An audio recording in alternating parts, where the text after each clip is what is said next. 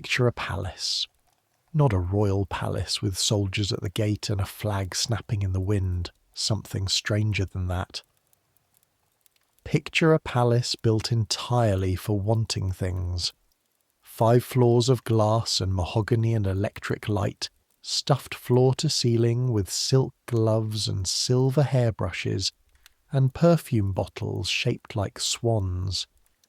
A place where the carpets are thick enough to muffle the sound of your own footsteps, and the air smells of cedar and rosewater, and something you can't quite name but keeps pulling you forward.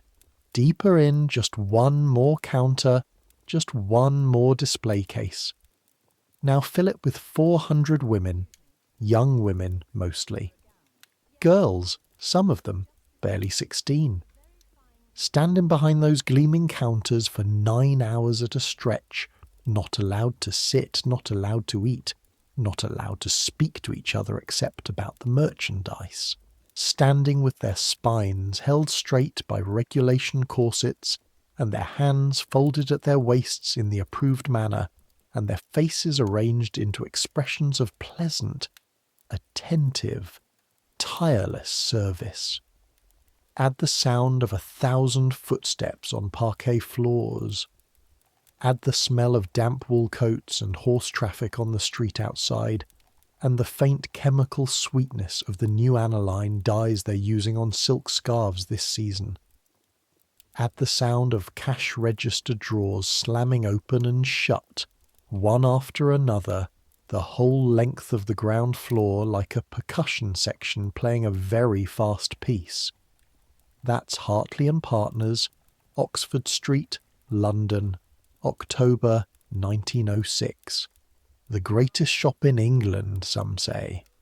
One of the greatest in the world.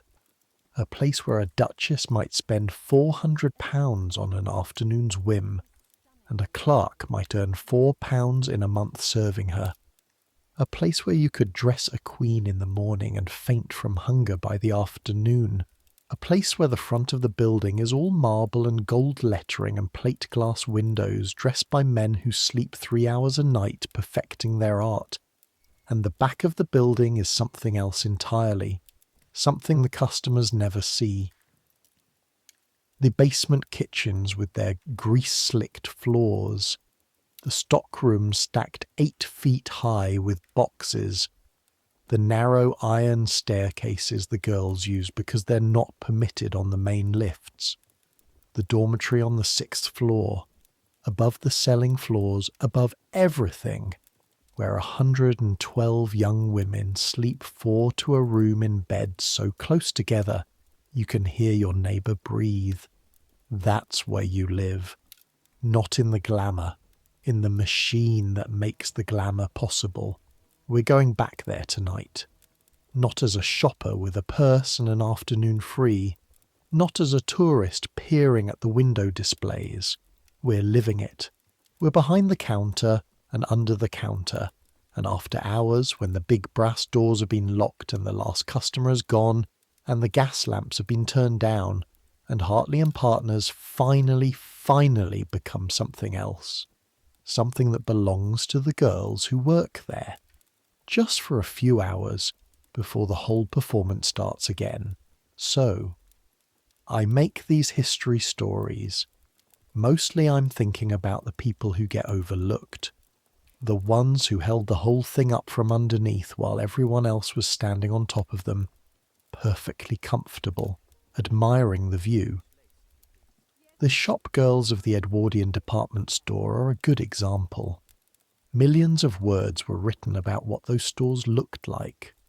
Almost nothing was written about what it felt like to be the one standing behind the counter. Get comfortable, here we go. The clock above the haberdashery counter reads 6:49 when the last customer of the day finally makes a decision about the ribbon. She has been undecided for 23 minutes, because you have been watching the minute hand. Not obviously, not in a way she could see. Your eyes are trained on her face, your expression fixed in the professional arrangement of patient attention that Mrs. Hodge, the floor superintendent checks for with the random and devastating thoroughness of a general inspecting troops.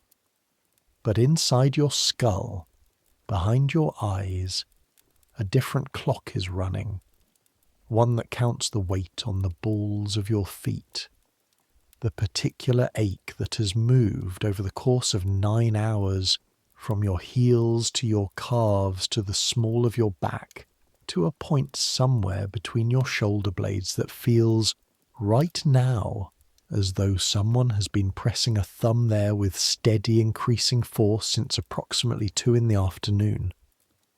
The woman is 40-something, in a coat that cost more than your monthly wage, examining 2 spools of ribbon held one in each gloved hand.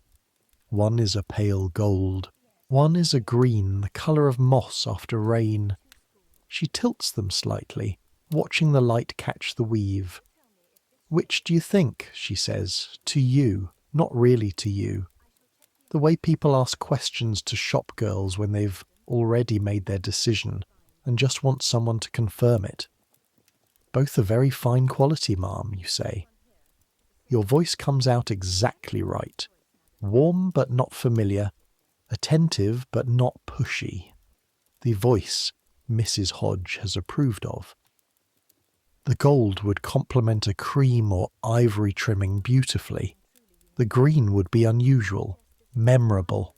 Memorable, that's a word that works well. Customers like to imagine their choices are distinctive. The woman looks at the green ribbon, at you, back at the ribbon. "The green," she says, 6 yards. You take the spool from her, unroll it across the measuring glass set into the counter, cut 6 yards with the long shears whose handles have worn smooth in the shape of your grip over 7 months of daily use. Fold it in the approved manner, wrap it in the approved tissue, tie the approved bow with the approved speed and precision. "Will there be anything else, ma'am?" There will not. She accepts the package, nods in a way that technically acknowledges you are a human being and practically does not, and moves toward the main doors. 6:51, 9 minutes until closing. You've been on your feet since 7:45 this morning. When the big doors swing shut, they do it with a sound you will never stop noticing. It's not a slam. It's a deep, heavy, definitive resonance, like the last note of something very long. The porter swings them closed, one after the other, and for a moment the whole shop feels the change in air pressure. Something releases.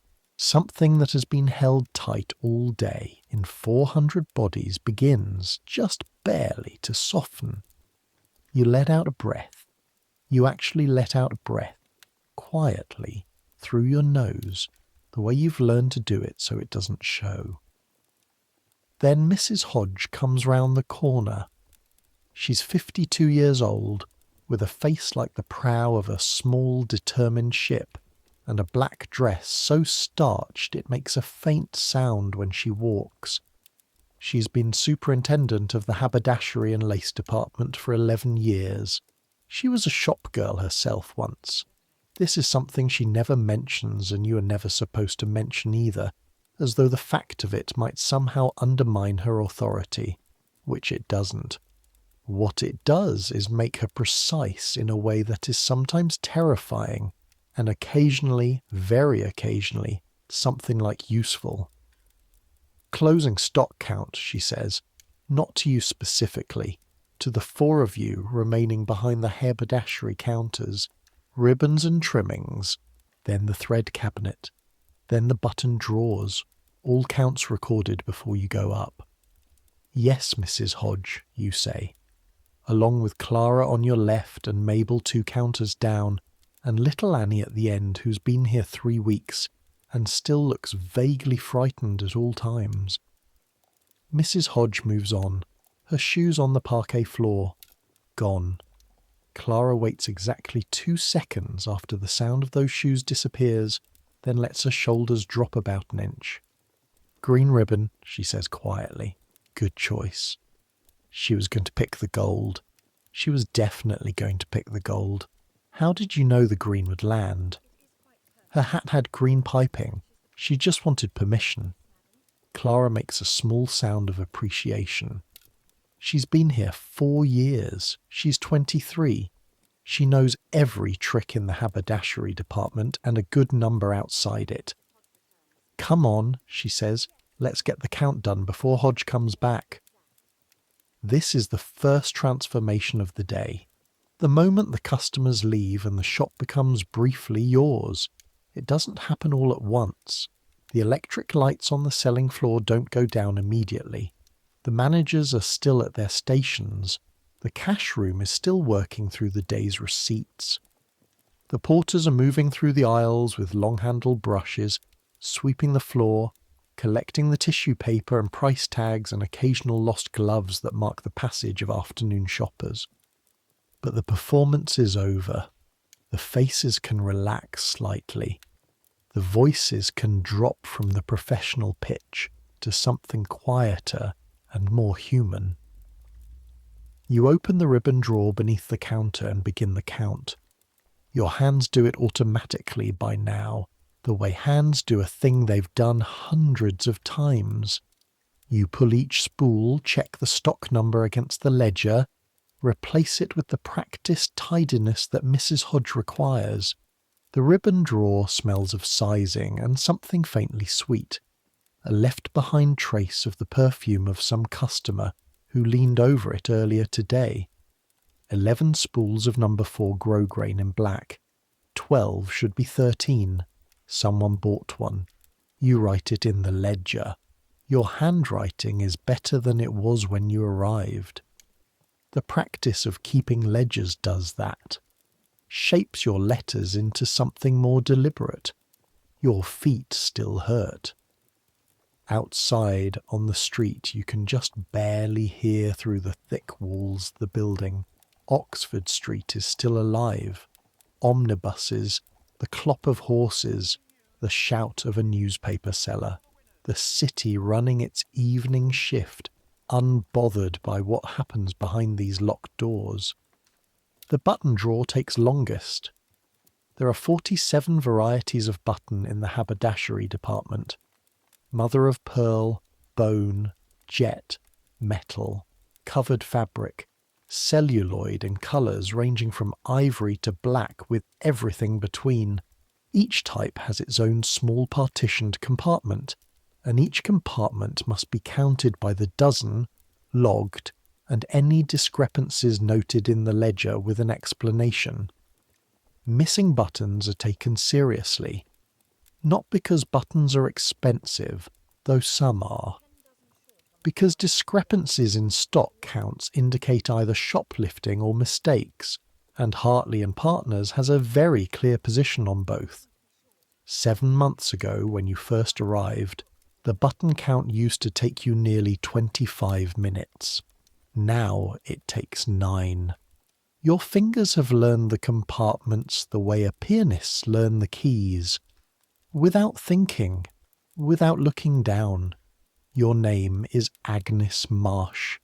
You're 19 years old, and you came to London from Shrewsbury with a character reference from The Vicar, a change of clothes in a brown paper parcel, and the name of the woman who managed the girls' dormitory written on a folded piece of paper in your coat pocket. Back home everyone said London would make you, or break you, or both. They weren't wrong, exactly. They just didn't say it precisely enough. By the time you finished the stock count, signed off the ledger, and returned the counting sheet to the pigeonhole behind the counter that serves as your department's administrative nerve centre, the selling floor is nearly dark. The big electric chandeliers have been switched off. Only the low gas lamps remain, turned down to a pilot, casting the kind of light that makes everything look like it's underwater. The shop is beautiful in this light. You've thought so since the first time you saw it this way, that first night 7 months ago when Mrs. Hodge let the new girls walk the selling floor after hours, just once, as an orientation. Walking through the quiet aisles, past the glass cases and the mahogany counters, and the bolts of fabric standing upright in their wooden racks like a regiment of colour. The glass catches the gaslight. The drapery department, 2 floors up, has silk that does something extraordinary in low light. It seems to hold it, warm it, release it slowly. You walked through there that first night and felt for just a moment like you were standing inside something precious. Then you heard Mrs. Hodges' footsteps and remembered your place and kept walking. That was before you knew the rules of after hours, before you understood which spaces you were permitted in and which you weren't, before you learned that the store at night, beautiful as it was not yours, that it was just the same place it was during the day, with different lighting and fewer people watching. The back staircase to the dormitory is through a door marked Staff Only, in the northeast corner of the ground floor, through a corridor that smells permanently of lye and damp mops, past the stock rooms and up 4 flights of iron stairs that ring under your boots in a way the carpeted main staircase never would. The noise your boots make on those stairs, after 9 hours on a selling floor, is one of the most clarifying sounds in the world. It says, you are done. It says, you are off the floor. It says, for the next 10 hours you do not have to stand. You're not done, actually. There is still supper, and then there is the mending you owe yourself, and then there is the letter you've been meaning to write to your mother for 2 weeks. But your body does not know that. Your body hears the clang of iron stairs and begins the process of standing down. The dormitory corridor on the 6th floor smells of coal dust and hair oil, and the carbolic soap provided in the shared washrooms at each end of the building. The corridor is lit by a single gas lamp at each end, turned so low that the spaces between them are genuinely dark. You know this corridor by feel now. 11 doors on the left, 10 on the right. Your room is the 7th on the left. The door has a small scuff on the lower panel where someone kicked it once in a hurry, and the handle is slightly loose, and when you push it open it makes a sound like a question mark. There are 4 beds in your room, 4 girls. You are the junior. You've been the junior since you arrived, and will remain the junior until someone else arrives who is newer than you. A prospect that currently seems distant. Clara has the bed by the window. She has been here longest. In the hierarchy of the dormitory, which is real and unspoken and matters considerably, this means she is at the top. Not in a cruel way, in a practical way. She got the window because she was there first. She keeps the window open 2 inches all year for air, and anyone who wants it closed has to make that case to her, and nobody does because she's not unkind, but she's firm. Edith has the 2nd bed. She's 21, from Leeds, works in the linen department. She's been here 2 years and has a methodical quality to everything she does that you find either comforting or alarming depending on the day. She keeps her portion of the shared washstand in perfect order. Soap on the left. Flannel hung to dry at a precise diagonal. She has never in 2 years left a single object out of place. Dorothy has the bed opposite yours. Dotty, everyone calls her. She's 24, older than the rest of you, and how she has stayed in the dormitory this long is a matter of some interest. Most girls who have been here that many years have either left to marry or progressed to a position that earns enough to rent a room outside. Dotty has done neither. She earns the same wage she earned 2 years ago, and shows no particular inclination to change this. And she has a way of looking at the world with one eyebrow slightly elevated that makes you feel she finds it all moderately entertaining. You're late, Dotty says, without looking up from the stocking she is darning. She has the needle threaded with the particular economy of motion of someone who has darned several hundred stockings. Hodge made us do the button count twice. Find a short? 4 mother-of-pearl domed, size 6. Still haven't found them. Dottie makes a sound that encompasses buttons, department superintendents, and the general situation. She bites the thread. Clara is already at the washstand, her hair unpinned, falling loose around her face, which makes her look suddenly younger and softer than she does on the floor. She's washing her hands with the serious attention of someone washing away the day. "Did anyone see the dinner menu?" Edith asks from her bed, where she's already changed into her grey house dress, sitting with her back very straight against the headboard. "Mutton stew," Clara says. A silence falls over the room. Not a terrible silence. The silence of people who have thought about mutton stew and arrived separately at the same conclusion. The girls' dining room is 1 floor down. Supper is served at 7:30 and not before and not after. The menu is posted on a board outside the kitchen each morning by Mrs. Pierce, who manages the domestic side of the dormitory staff. There is always a main, always a vegetable, always bread and butter, always a pudding of some description on Tuesdays and Fridays. The food is adequate. This is the word people use. Adequate. Not bad, not good. Adequate. Filling enough, plain enough, reliably enough present that after a month you stop noticing the taste and start eating the way you do a thing you need to do in order to function, not a thing you particularly want. You hang your uniform dress on the hook behind your door. The dress is black. All the female staff at Hartley's wear black with a white collar and white cuffs that must be kept spotlessly clean at all times. The cuffs are detachable, which means you can wash them separately every evening, which you do, which everyone does, because white cuffs after a day on the floor are not white anymore, but a sort of exhausted grey that will be noticed and commented upon by Mrs. Hodge, with an economy of language that makes you feel considerably smaller than you are. The dress itself is heavy. Not as heavy as it seems when you're wearing it, but when you take it off and hold it, you understand what your body has been carrying. The weight of the fabric across your shoulders, you roll them back both at once.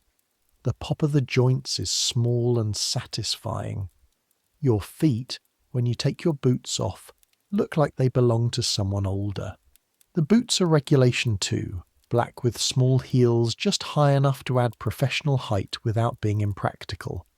And after 9 hours they have done something to the skin across the top of your right foot that is best described as an ongoing conversation about pain. You sit on the edge of your bed and press your thumbs into the arch, and the pressure releases something you've been holding since about 2 in the afternoon, and for a moment you close your eyes and just let your body be still. "Agnes," Dottie says. "Did the floor supervisor come through this afternoon? Tall man, grey coat." You open your eyes. Around 4. Stood at the end of the counter for about 5 minutes. Dottie nods. She puts down the stocking. "I thought I heard him talking to Hodge." "He talks to Hodge every Thursday." This was different. He had his counting book. The counting book. You understand why that matters. The floor supervisors only bring the counting books for staffing reviews, which happen quarterly, which means someone's position may be about to change. This is how it works at Hartley's. Nothing is announced. Everything is observed. Promotions, warnings, dismissals. They emerge from a series of small visible signals like weather patterns, if you know how to read them. You've been watching for 7 months. You're learning to read them. "I haven't made any errors this month," you say. It comes out sounding more defensive than you intended. "I know you haven't," Dottie says. "Neither have I. That's not what the counting book means." "What does it mean?"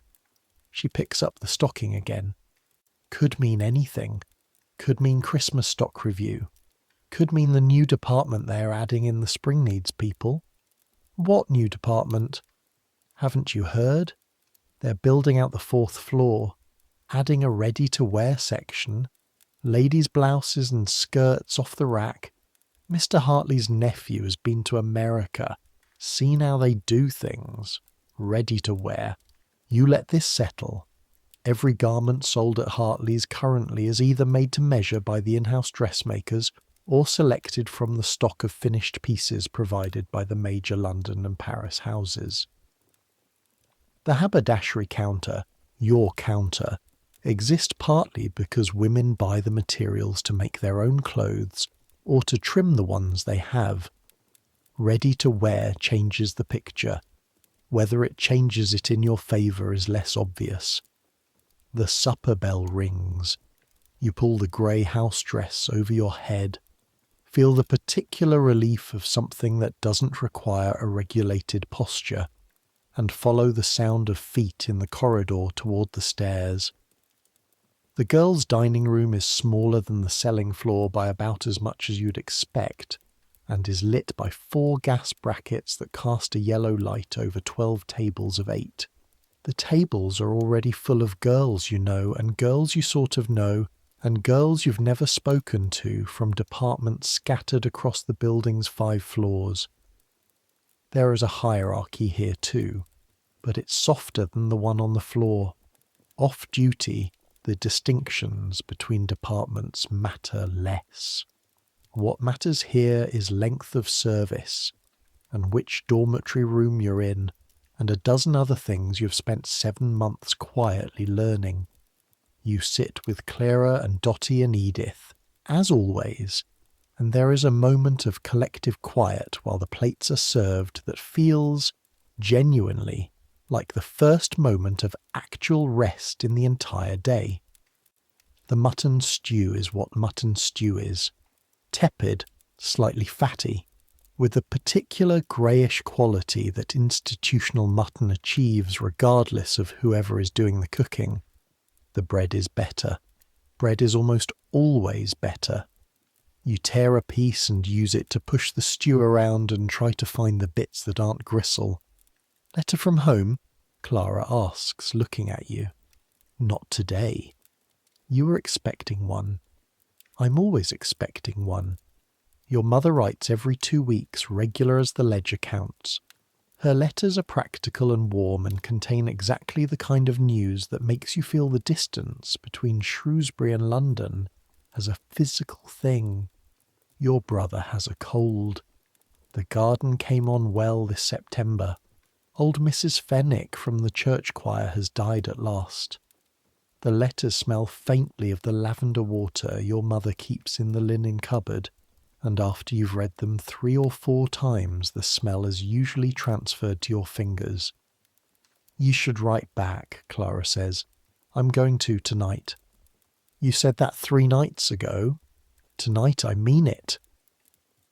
The pudding is spotted Dick with a thin custard that has developed, in transit from the kitchen to the table, a skin you have to break through with your spoon. Dottie breaks through hers with a specific precision. Edith blows gently on the custard first.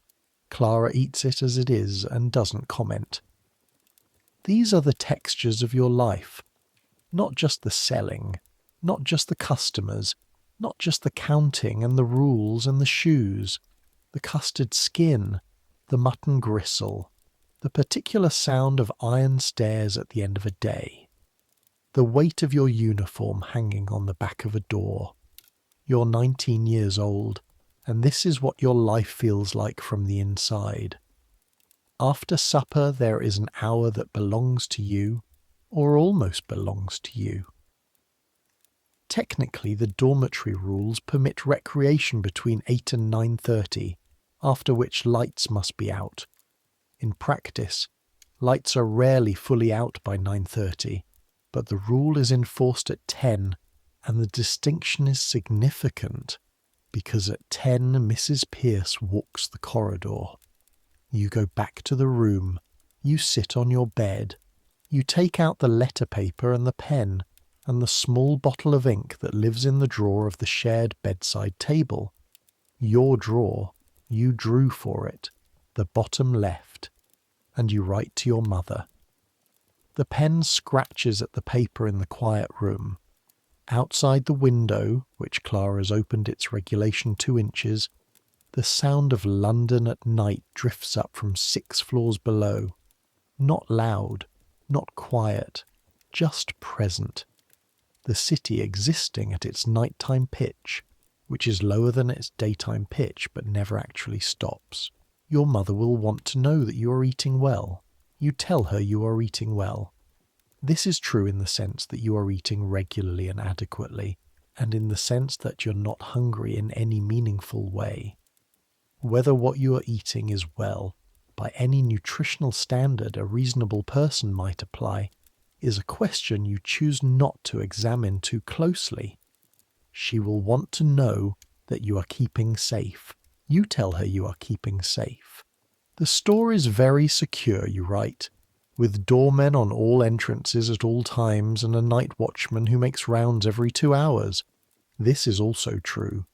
It is less true that the night watchman is 67 years old and frequently asleep by 1 in the morning, a fact that Clara established through patient observation in her first year. You tell her about the customers. You always tell her about the customers. She finds them interesting. The woman who bought 40 yards of black silk for a reason she described only as necessary. The old gentleman who comes in every Wednesday without fail to look at the mother-of-pearl buttons and never buys anything, just looks, with an expression of genuine love. The girl who came in last week couldn't have been older than 12, sent alone with a list in her mother's handwriting and the exact money in a small purse, who presented the list with the gravitas of someone carrying dispatches, and counted the change herself with absolute concentration. People are interesting. You tell your mother this. People are endlessly, specifically, puzzlingly interesting, and the selling floor, for all its regulations and for all that Mrs. Hodge materializes out of nowhere at the worst possible moments, gives you a view of people that you couldn't get anywhere else. You are still Agnes from Shrewsbury, but you have been watching London go by for 7 months, and it has changed what you see when you look at things. You finish the letter, you blot it, you fold it into the envelope and write the address and lick the seal, and put it on the corner of the washstand where you will not forget to post it in the morning. Then you sit with the pen still in your hand and look at the wall.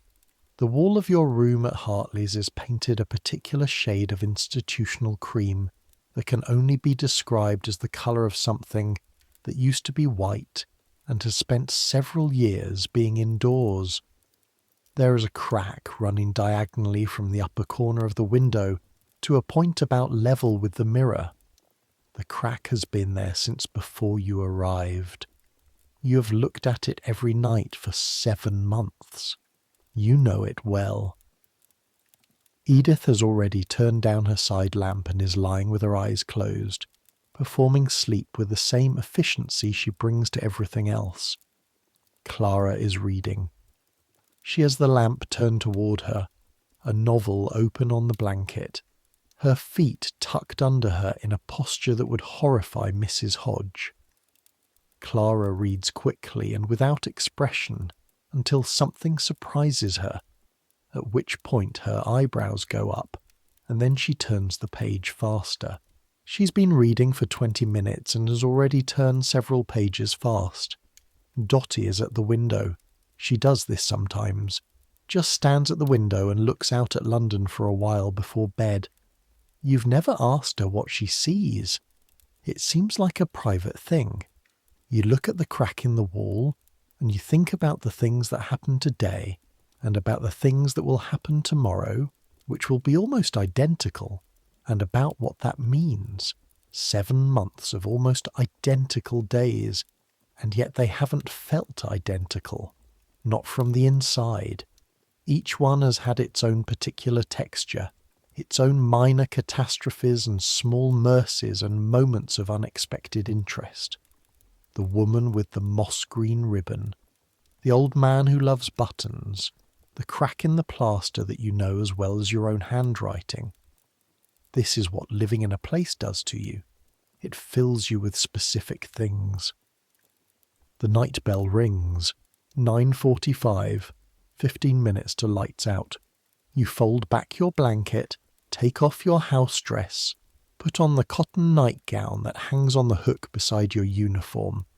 The nightgown is plain and soft from washing, and has a small embroidered daisy at the collar that your mother added before you left, as though marking you. You get into bed. The mattress is thin and the pillow is the kind of pillow that offers its services without enthusiasm. But you have slept in this bed for 7 months and your body has conformed to it in some way that makes other beds, on the rare occasions you sleep in them, feel wrong. The body adapts. This is something you have learned. Clara turns down her lamp. Dottie leaves the window, gets into bed, makes one small adjustment to her blanket that requires no comment. Edith is already still. The room goes dark, just the thin grey line of London sky visible through the 2-inch gap Clara insists on. You lie on your back and listen to the breathing of the 3 other people in your room. Below you the shop is empty and quiet, guarded by the half-asleep night watchman and the locked brass doors. The ribbon drawers are counted and logged. The button compartments are in their proper order. The floors are swept, the counters wiped, the display cases latched. In 12 hours you will do it again, but that is 12 hours away. Outside, London moves through its night. Somewhere out there a cab horse clopping along an empty street. A gas lamp hissing to itself. The sounds of a city that doesn't stop, just lowers its voice. You close your eyes. Sleep comes, eventually, the way it always does. Not all at once, in layers. The sound of the city getting further away. The ache in your feet becoming distant. The particular texture of this day dissolving into something formless and dark. You are Agnes Marsh, from Shrewsbury. You're 19 years old, and you're learning what your life is, but not tonight. Tonight, it can wait. 3 weeks later, something happens. It happens on a Tuesday, which is the day Mrs. Hodge does her formal inspection of all departmental stock records, which is also the day the cleaning crew does the deep clean on the ground floor, which means the smell of carbolic soap sits over everything from approximately 9 in the morning until the customers arrive at 10 and cover it with their competing fragrances. You've been working in this smell for 3 weeks out of every 4 for 7 months, and by now it is simply the smell of Tuesday. You're at the counter at 9:20, doing the final arrangement of the ribbon display before opening, which is a thing Mrs. Hodge requires to be done with the same ceremony and care as a florist arranging a window, because the ribbon display is the first thing customers see when they enter the haberdashery section, and it should communicate at a glance the quality and variety of what you stock. You are arranging the ribbons in the approved colour progression, which runs from white through cream, through ivory, through pale yellow, through the golds and into the warm reds and eventually the dark colours when you find the pamphlet. It is tucked between 2 spools of velvet ribbon on the second shelf, the shelf that sits at approximately counter height and is therefore most accessible to customers who lean over. It is folded in half. On the outside, in bold black type, it reads, "Votes for Women." You stare at it for approximately 3 seconds. Then you look up. The floor is empty. The cleaners have moved to the other side of the building. Clara is at the far end of the counter, straightening the thread display, not looking your way. Annie is in the stockroom. Mrs. Hodge is not visible. You look back at the pamphlet. You know what this is. Everyone knows what this is. The Women's Social and Political Union has been in the newspapers constantly for the past year. Their members, women, mainly educated, many of them middle class, are demanding the right to vote. They have held rallies. They have interrupted political meetings. Some of them have been arrested. The newspapers call them suffragettes, which the WSPU itself adopted because it was meant as a dismissal, and they decided to make it a name. 2 months ago, a woman was arrested outside the Houses of Parliament. She had chained herself to the railings and refused to be removed until she had read out a prepared statement, which she did loudly and clearly, while a policeman stood with bolt cutters waiting. The papers printed her photograph. She looked entirely calm. You have thought about that photograph several times since you saw it. The pamphlet is thin, maybe 8 pages. The first line you can see through the fold reads, "A woman who earns her own living, who pays taxes, who contributes to the commerce and industry of this nation, has no more say in its governance than a child." A woman who earns her own living. You pick up the pamphlet, not to read it, to put it somewhere, because if Mrs. Hodge finds it on the display shelf during her Tuesday inspection, there will be a conversation. There are rules at Hartley's about political material on the premises. There are rules about most things, but you don't put it in the wastepaper basket beneath the counter, which is where it logically should go. You fold it back to its original fold, and you put it in the pocket of your uniform skirt. Your hands are steady. Your face is arranged correctly. You go back to the ribbons. The customers come at 10, a steady stream. The usual Tuesday crowd, slightly different in composition from the Wednesday crowd, slightly different from the Saturday crowd. You learn to read the days of the week in the faces of who comes through the door. Tuesdays are working women, a good number of them. Dressmakers and milliners and the household staff of the people who'll come on Thursdays and Fridays. They know what they want. They've written it down. They move quickly. You like Tuesdays.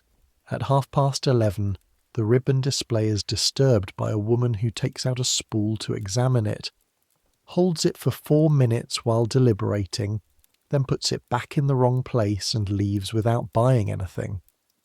You spend approximately 30 seconds after she goes reorganizing the display back to the approved colour sequence. At noon, Annie makes an error with the change on a 6-penny purchase, giving 7 pence back. You catch it before she does and intervene smoothly, which means Annie won't have to account for a short draw tonight. Annie looks at you with the expression of someone who has just avoided stepping in something significant. You say nothing because nothing needs to be said. At 1:30, you have your dinner break, 25 minutes. The staff canteen in the basement serves a main and a pudding, and you eat quickly because you always eat quickly, which is a habit of the floor. You learn to eat in the gaps without lingering. And then you go to the washroom, and you close the door of the cubicle, and you take out the pamphlet. You read it in 4 minutes flat. It is simply written, clearly, not in the overwrought style you'd expected from newspaper descriptions of suffragette writing. It makes its case with the tone of someone who's made this argument many times and arrived at the most efficient version of it. A woman who works contributes to the economic life of this country. A woman who works pays rent, spends wages, supports businesses.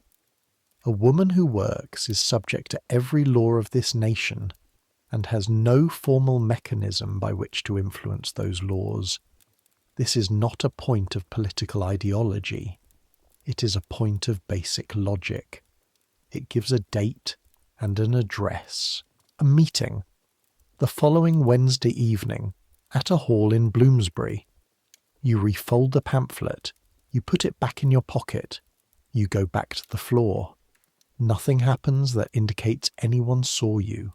The day proceeds. Mrs. Hodge conducts her Tuesday inspection and finds nothing to comment on, which is as close to praise as Mrs. Hodge gets. The count is correct. The display is correct. The ledger is in order. At 6 o'clock the doors close. At 7:30 you eat the Tuesday pudding, which is a bread and butter pudding this week with raisins and a dusting of nutmeg that makes it, by some alchemy, considerably better than its component parts suggest it should be. At 8 o'clock, back in the room, you tell Clara about the pamphlet. You're not entirely sure why you tell her. Clara is senior. Clara has 4 years of experience in this building. Clara is also sharp and clear-eyed and fundamentally honest in a way that is useful when you're trying to think through something you haven't fully thought through yet. Clara listens. She doesn't interrupt. She's sitting at the end of her bed, already in her house dress, plaiting her hair for the night, and she keeps doing the plait as you talk, and when you finish she's quiet for a moment. Where is it now? You show her. She takes it, reads it, hands it back. Have you seen these before, you ask? 2, she says. One in the linen department last spring, one in the stairs dropped. What did you do? With the one in the stairs. Picked it up and kept it. A pause. The one in linen I handed to Mrs. Hodge. Do you regret that? Clara looks at you. Something moves behind her expression that you can't quite read. I didn't then, she says. Now I'm not sure. Edith from her bed clears her throat. She hasn't looked up from her book, but she has clearly been listening because she says without looking up, the meeting is on a Wednesday. Wednesday is a rest day, Clara says. Half day. The rest day at Hartley's is Wednesday afternoon. The shop gives its floor staff a Wednesday afternoon each fortnight, staggered by department. Haberdashery's half day falls on the 2nd and 4th Wednesday. Next Wednesday is the 4th Wednesday of the month. It's in Bloomsbury, you say. That's 20 minutes by omnibus. Edith turns a page. You'd be back by supper if you left at 2:30. You're calculating it, Clara says, looking at Edith with something that might be amusement. I'm not saying anyone should go, Edith says. I'm saying if someone did go, they'd be back by supper. Dotty has been sitting on the floor doing her stretches. She does these every evening, a series of slow movements she says she learned from a woman who'd been to India, and she looks up. If anyone asks, Dotty says, you were in Regent's Park. You look at her. For air, she says. That's what the rest day is for, air and recreation. Regent's Park is excellent for air. She goes back to her stretches. The 4 of you do not discuss it further that night, but the pamphlet stays in the drawer under your half of the washstand, and nobody mentions that either. You fall asleep that night thinking about the woman in the newspaper photograph, the one with the bolt cutters behind her, and the expression of absolute calm. The following Wednesday at 2:30 in the afternoon, you take the omnibus to Bloomsbury. The omnibus is a double-decker horse-drawn affair that smells of sawdust and wet coats and the particular democratic closeness of bodies in motion. You've taken it before, on rest days, to Hyde Park or along Oxford Street to the few shops that are outside the ambit of Hartley's and therefore permissible to visit without feeling like you're somehow still at work. The city outside the bus window is the daytime city, the one that belongs to everyone, the one you sometimes forget exists when you've been inside the store long enough. October in London. The plane trees along the roads dropping yellow leaves onto pavements wet with a morning's rain. The sky, the particular grey of English autumn, not threatening just there, settled in for the season. The smell of the air when the bus stops and the doors open is coal smoke and damp stone and something vegetable from the market stalls on the cross street. You feel the pamphlet in your coat pocket. You're not doing anything wrong. You're going to a meeting. Women go to meetings. There is nothing in the Hartley staff handbook that prohibits attending meetings on your half day. You checked twice. The hall in Bloomsbury is on a side street off Russell Square, 3 doors down from a printer's, and it is a perfectly ordinary nonconformist church hall of the kind that gets used for scout meetings and temperance talks and lectures on improving topics. The outside is unremarkable. A notice board beside the door has the meeting listed in chalk: WSPU Wednesday meeting, 3 p.m. Admission free. Admission free. As though anyone had imagined there would be a charge. You push open the door. The room inside holds approximately 60 women, all ages. Some your age or younger, a good number older, several considerably older, some in very good clothes.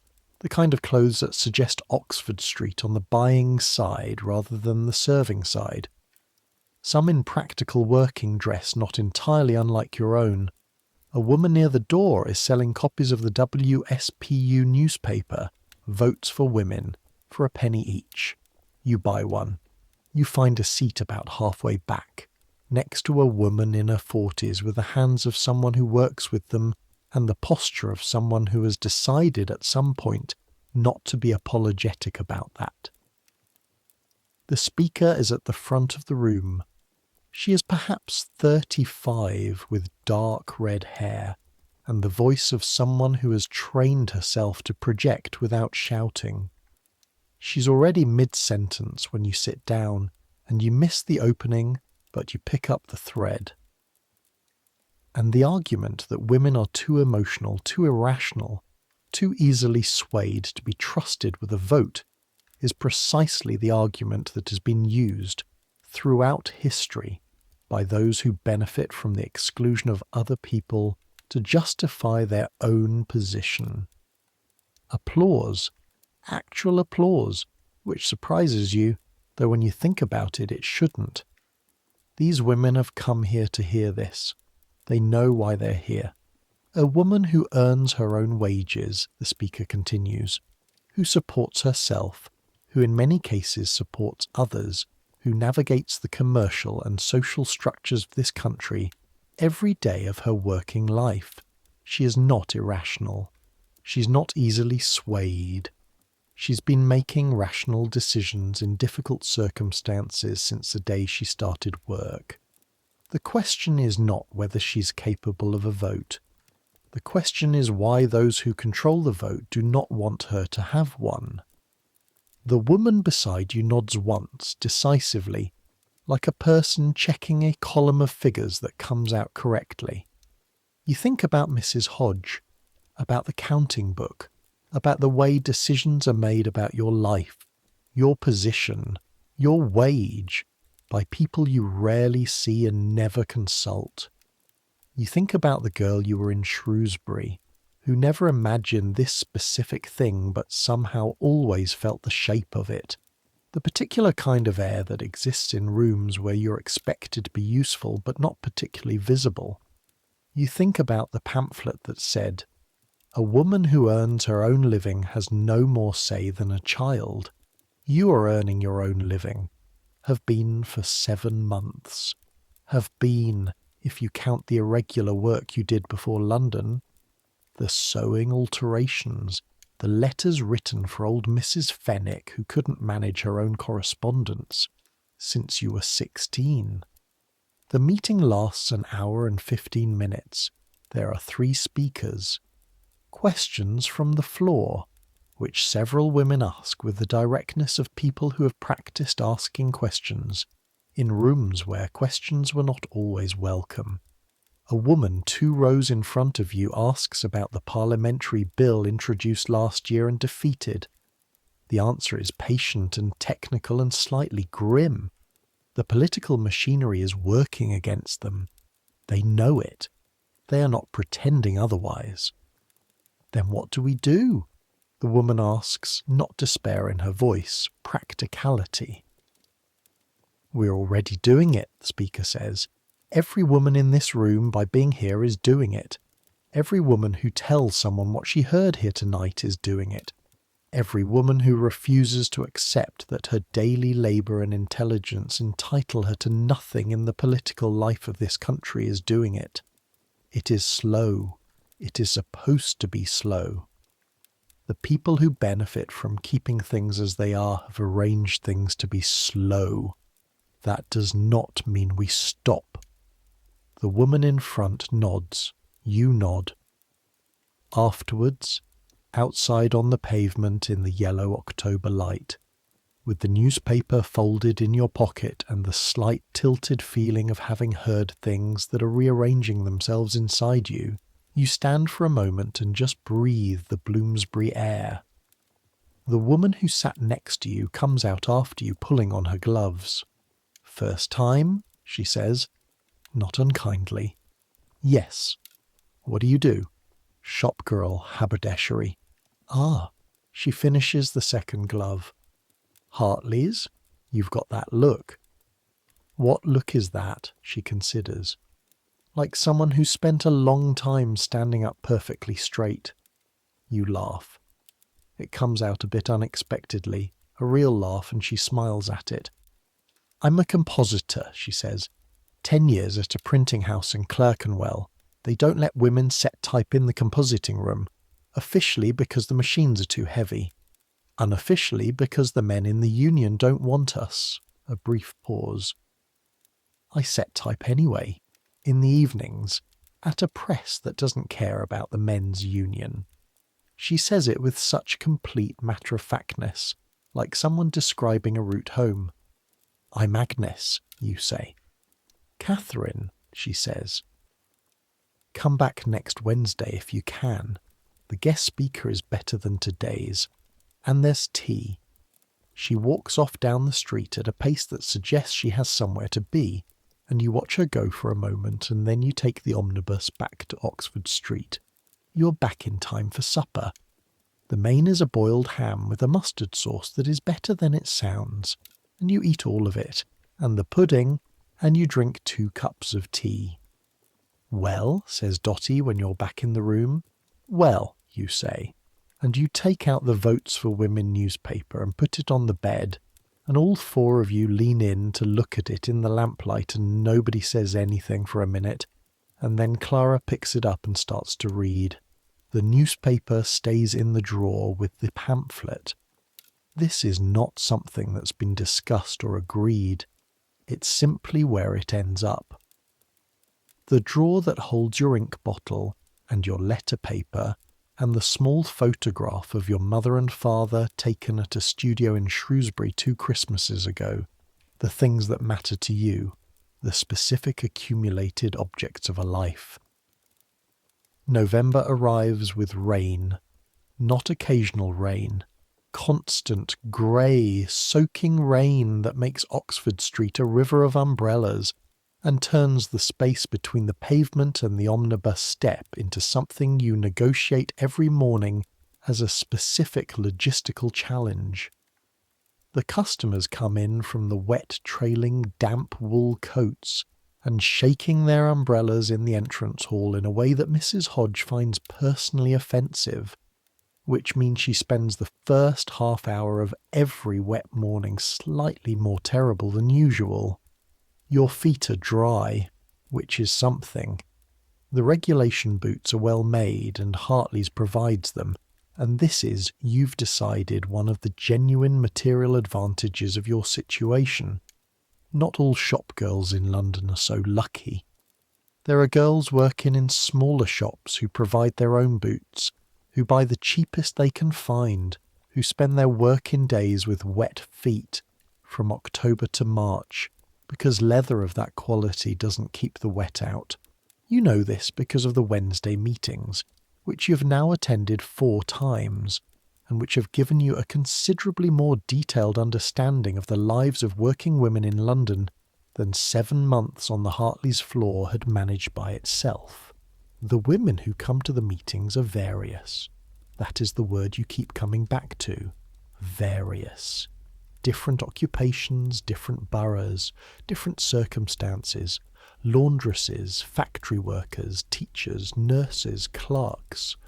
Women who live at home and women who live in boarding houses, and women like you who live in store dormitories, and women who live in single rooms above shops, and women who have somehow cobbled together enough to afford a small flat with a friend. What they have in common is that they work and that they pay rent and buy food and manage their own affairs, and that none of that translates into any formal say in how the country that takes their work and their taxes arranges itself. Catherine, the compositor, is always there. She has taken on the role of something between friend and teacher without making any particular point of it, which makes it more effective. She tells you things about how the WSPU is organised, about the arguments within the movement, about the women who have been arrested and what their arrests look like from the inside. One woman she knows has been in Holloway prison twice. The second time they force-fed her during a hunger strike. Catherine tells you this without drama, in the same tone she'd tell you a train connection, and the matter-of-factness of it is in some ways more arresting than drama would be. "Aren't you afraid?" you ask her once. "Of what specifically?" "Of all of it. The arrests, your job, what people will say." Catherine thinks about this seriously, the way she thinks about things, which is as though she is going to give you the precise true answer rather than the convenient one. About the arrests sometimes. About my job, no, because the press I work at in the evenings doesn't care about politics and my day job doesn't know. About what people say, no, not really, because the people whose opinions I value have already heard my opinions. She looks at you. What you're asking is whether the consequences have a cost. They do. The question is whether the cost is worth paying, which each person has to decide for herself. You think about your mother's letter in your drawer, about the photograph of your parents at Christmas. "I couldn't lose this job," you say. "Not yet." Then you don't do the things that risk the job. There are plenty of things you can do that don't.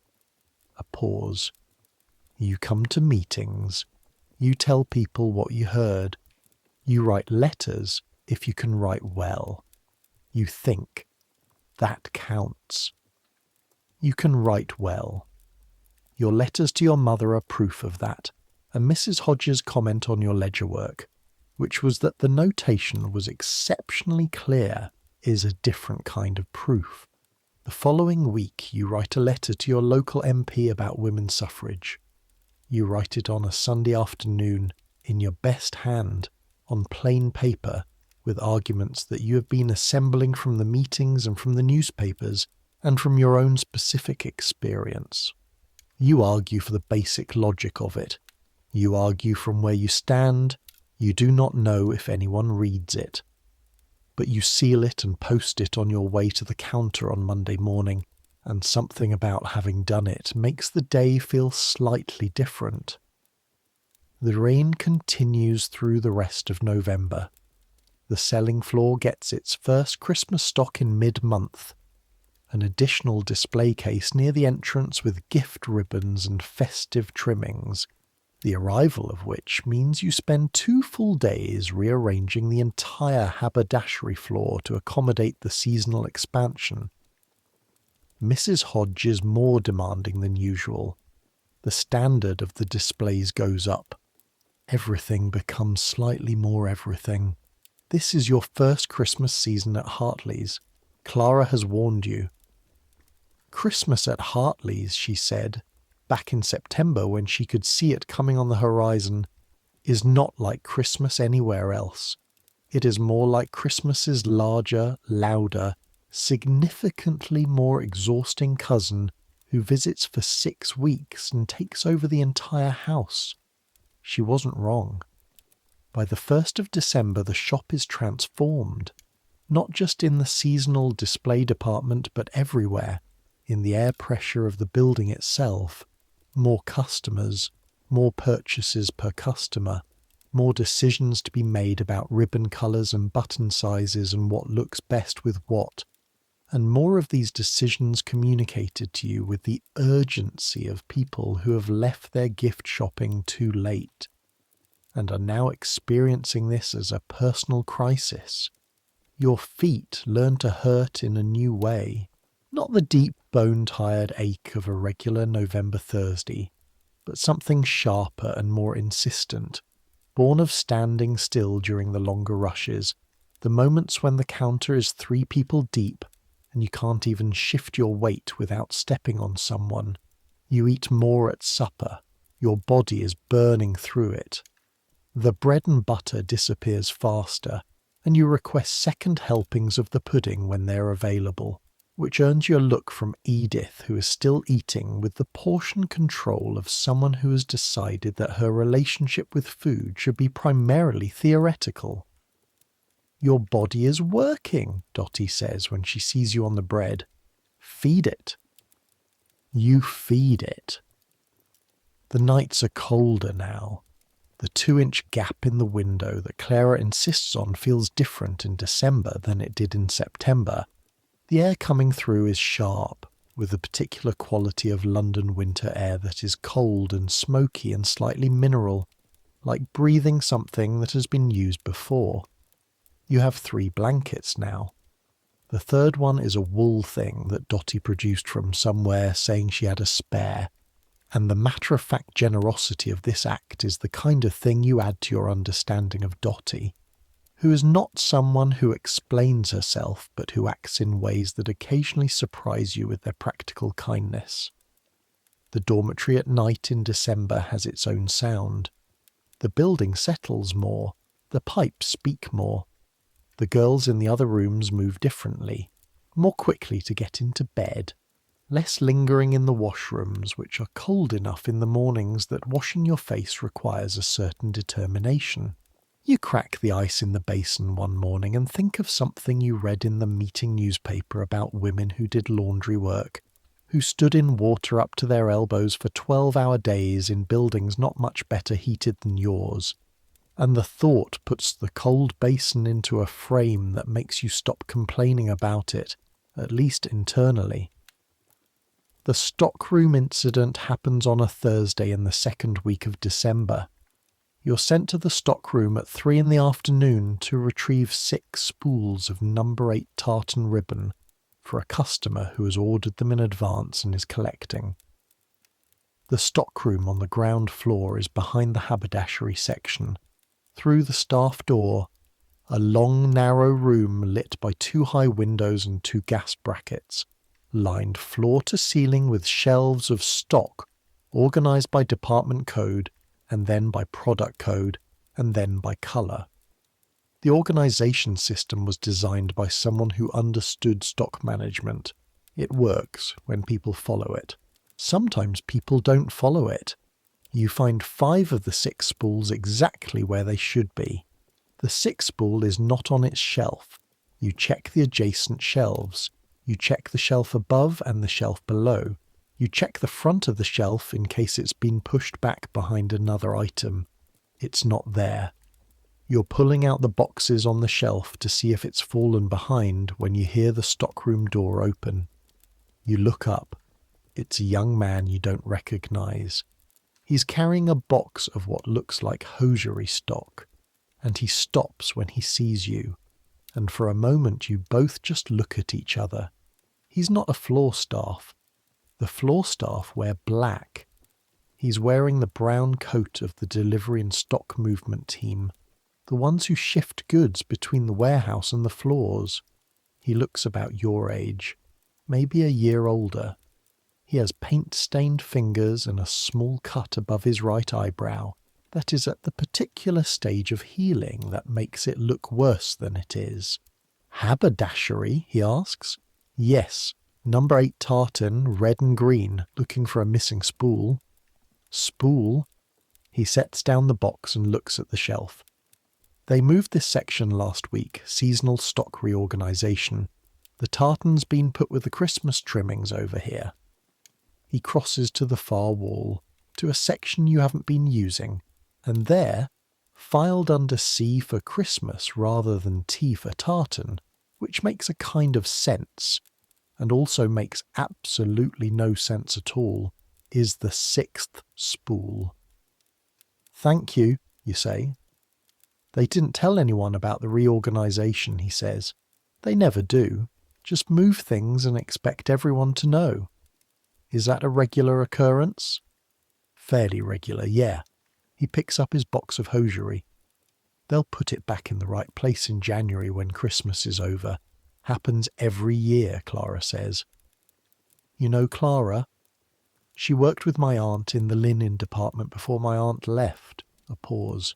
"You're the new haberdashery girl." "I've been here 8 months." He considers this. "I mean the newest one."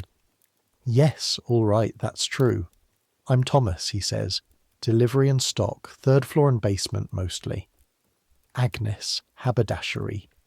He nods, picks up the box properly and leaves.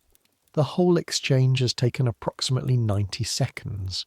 You hold the spool of tartan ribbon, look at it for a moment, then go back to the floor. You tell Clara about the stock reorganisation. "Oh, yes," she says, without looking up from what she's doing. "They do that every Christmas. It's maddening. A man in the stock room told me." "Thomas." Clara looks up now, an expression that might be amusement. "Thomas Dean," she says. "He's all right. His aunt left to get married 2 years ago. He's been here about the same time as me. He seems to know the building. He knows all the parts of the building nobody talks about. That's a useful thing to know, actually." She goes back to what she was doing. "You should ask him which staircase is unlocked at night." You blink. "Not for anything," Clara says preemptively, with the precision of someone blocking a misinterpretation. "Just for information, in case of fire." She says this last sentence in the tone of someone adding a justification they don't particularly feel they need. You learn over the next week that the 3rd floor staff staircase, the one that connects the stock levels to the selling floors, is unlocked after hours on the nights when the overnight stock movement happens, which is Monday and Thursday, because the delivery team works overnight those nights to move stock between the warehouse and the floors without disrupting the selling day. This is interesting information that you carry around with you. On a Thursday evening in the 3rd week of December, at 9:20, when you are ostensibly going to the washroom at the end of the corridor, you take the staircase instead of the lift, the staff staircase, the one that goes down. The 3rd floor is dark, not completely dark. The night watchman's lamp casts a moving line of yellow light from somewhere below, which means you need to be aware of where he is. The selling floor at night smells different from the selling floor during the day. Not better or worse, just different. The human element is gone. No perfume, no damp wool, no breath. Just the fabric itself, and wood, and the particular clean chemical smell of the sizing in the new stock. You stand at the top of the 3rd floor stairs for a moment. The floor supervisor does not come on Thursday nights. The night watchman is on the ground floor for the next 20 minutes before he starts his upward round. The delivery team is in the basement. Nobody is on the 3rd floor. You walk out onto the floor. The drapery department. Bolts of silk and velvet and brocade standing upright in their wooden racks, ghostly in the near dark. The display tables hold folded lengths of fabric arranged to show their pattern, dim now, barely visible.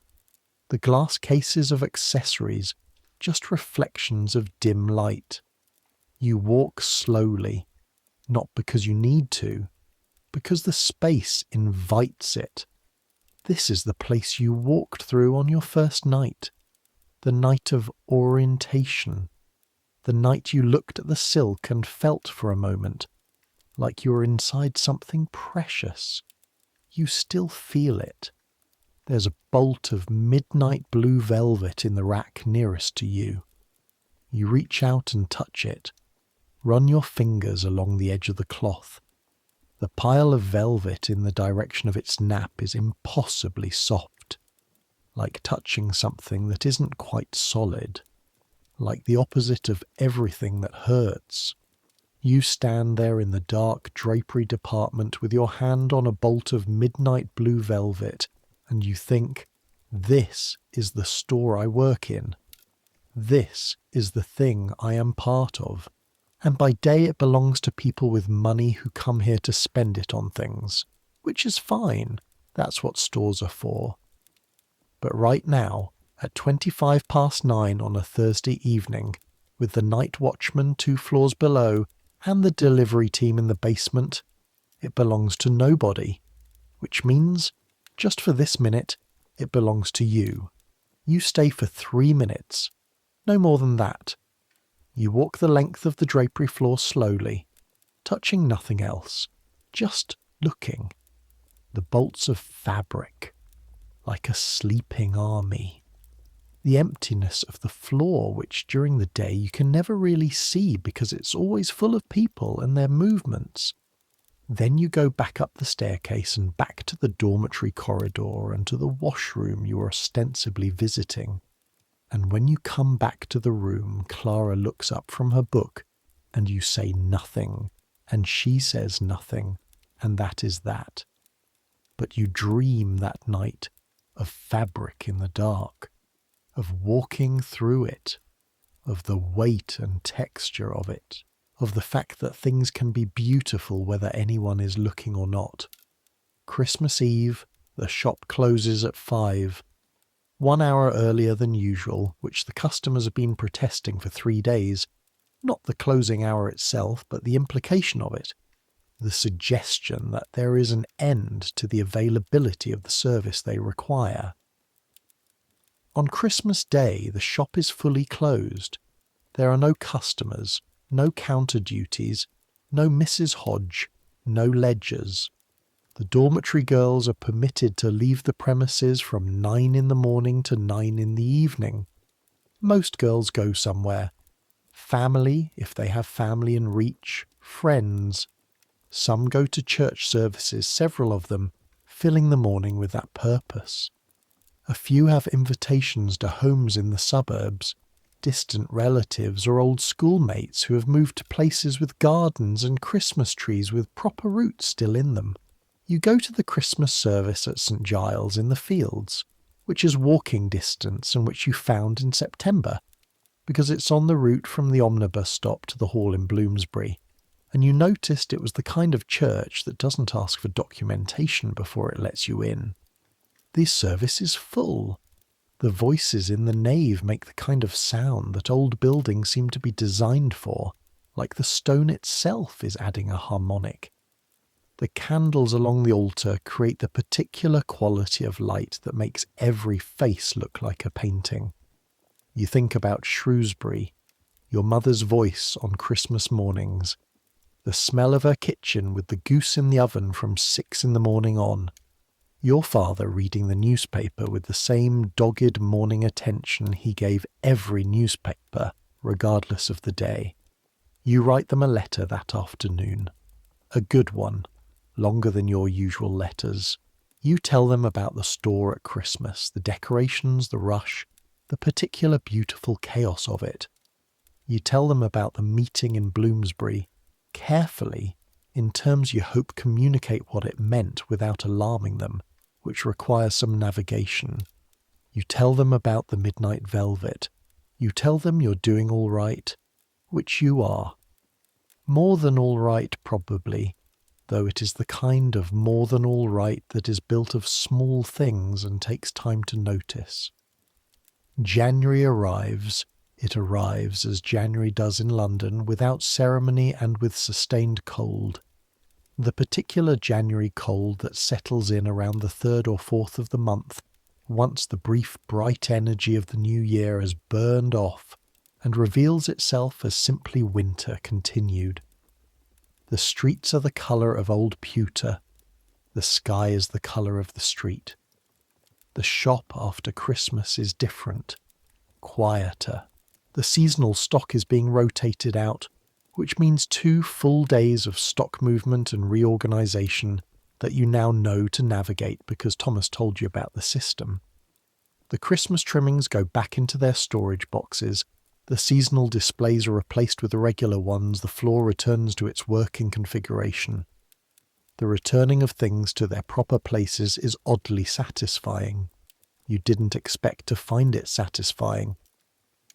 But there is something in the restoration of order after the Christmas chaos that your hands seem to understand better than your mind does. The feeling of a correctly organised drawer, spools in their colour sequence, every count matching the ledger. This is what you are made of now, partly. This precision. These organised small things. Thomas helps you with the stockroom reorganisation on a Wednesday morning, when his regular duties are light and you have been sent to audit the thread supplies. He carries the boxes and you direct where things go, and the work gets done in an hour and a half rather than 3. You know this floor's layout better than I do, he says at one point. Not an accusation. Observation. I've been here long enough. That's not always the same thing. What do you mean? He thinks about it. My uncle's been here 12 years. He still doesn't know where the number 6 hooks are kept. That's because the number 6 hooks are in a box that's not labelled number 6 hooks. It's labelled Misc Fixtures Small, which is technically correct but practically unhelpful. Thomas looks at you. And you found that when? October. I was looking for curtain rings for a customer. He grins. It changes his face considerably. You should be in stock management. I'm in haberdashery. I know where you are. I'm saying you should be somewhere else. You don't quite know what to do with this, so you put it in the part of your brain that holds things worth thinking about later, and you go back to the thread audit. But later, that evening, eating the January supper, which is a stew of uncertain origin but adequate warmth, you find yourself thinking about it. About the idea that what you're good at might not be the same as what you've been assigned. This is not a new thought. You've had a version of it since before London.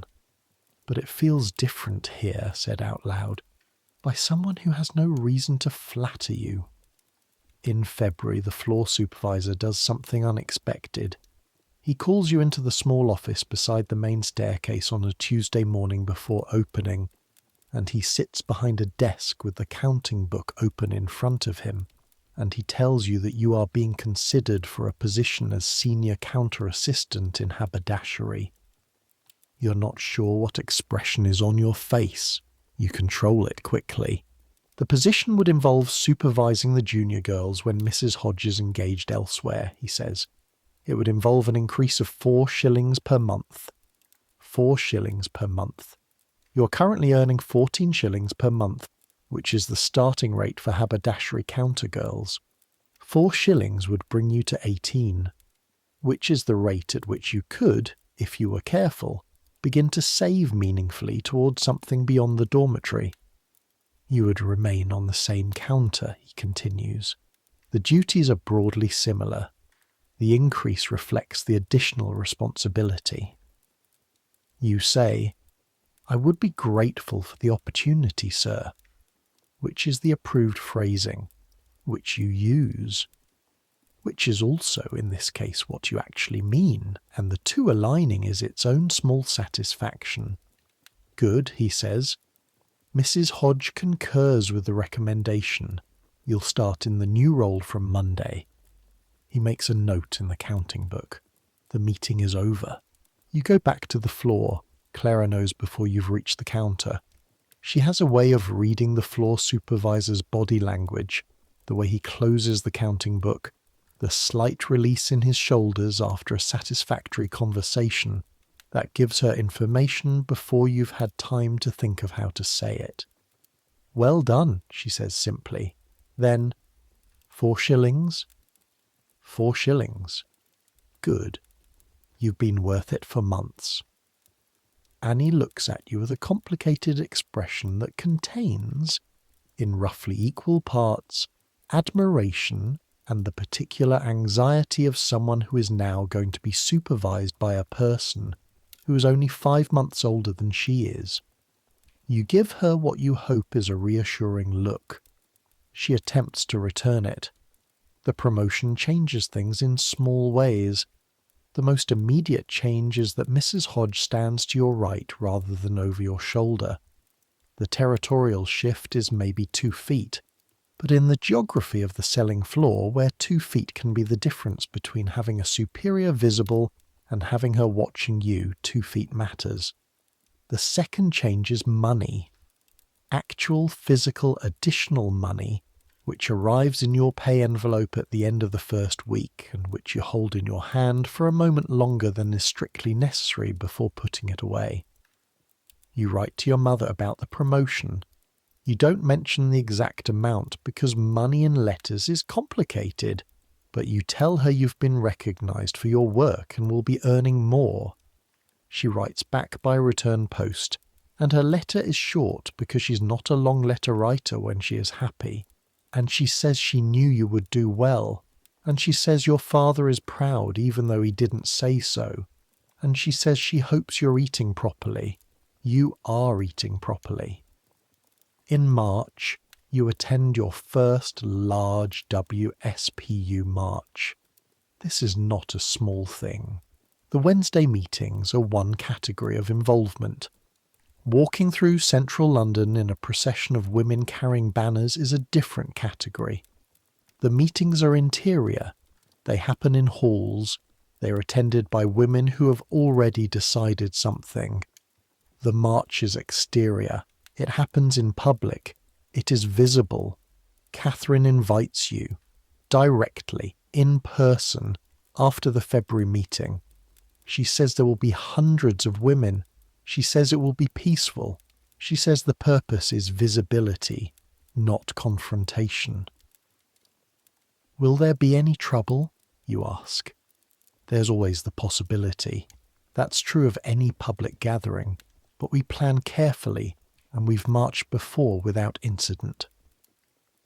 If there's trouble, and it gets into the newspapers, yes, Catherine says, then there could be consequences.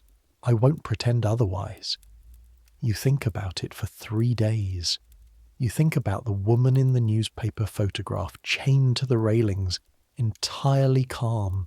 You think about the letter to your MP, still unanswered, probably unread.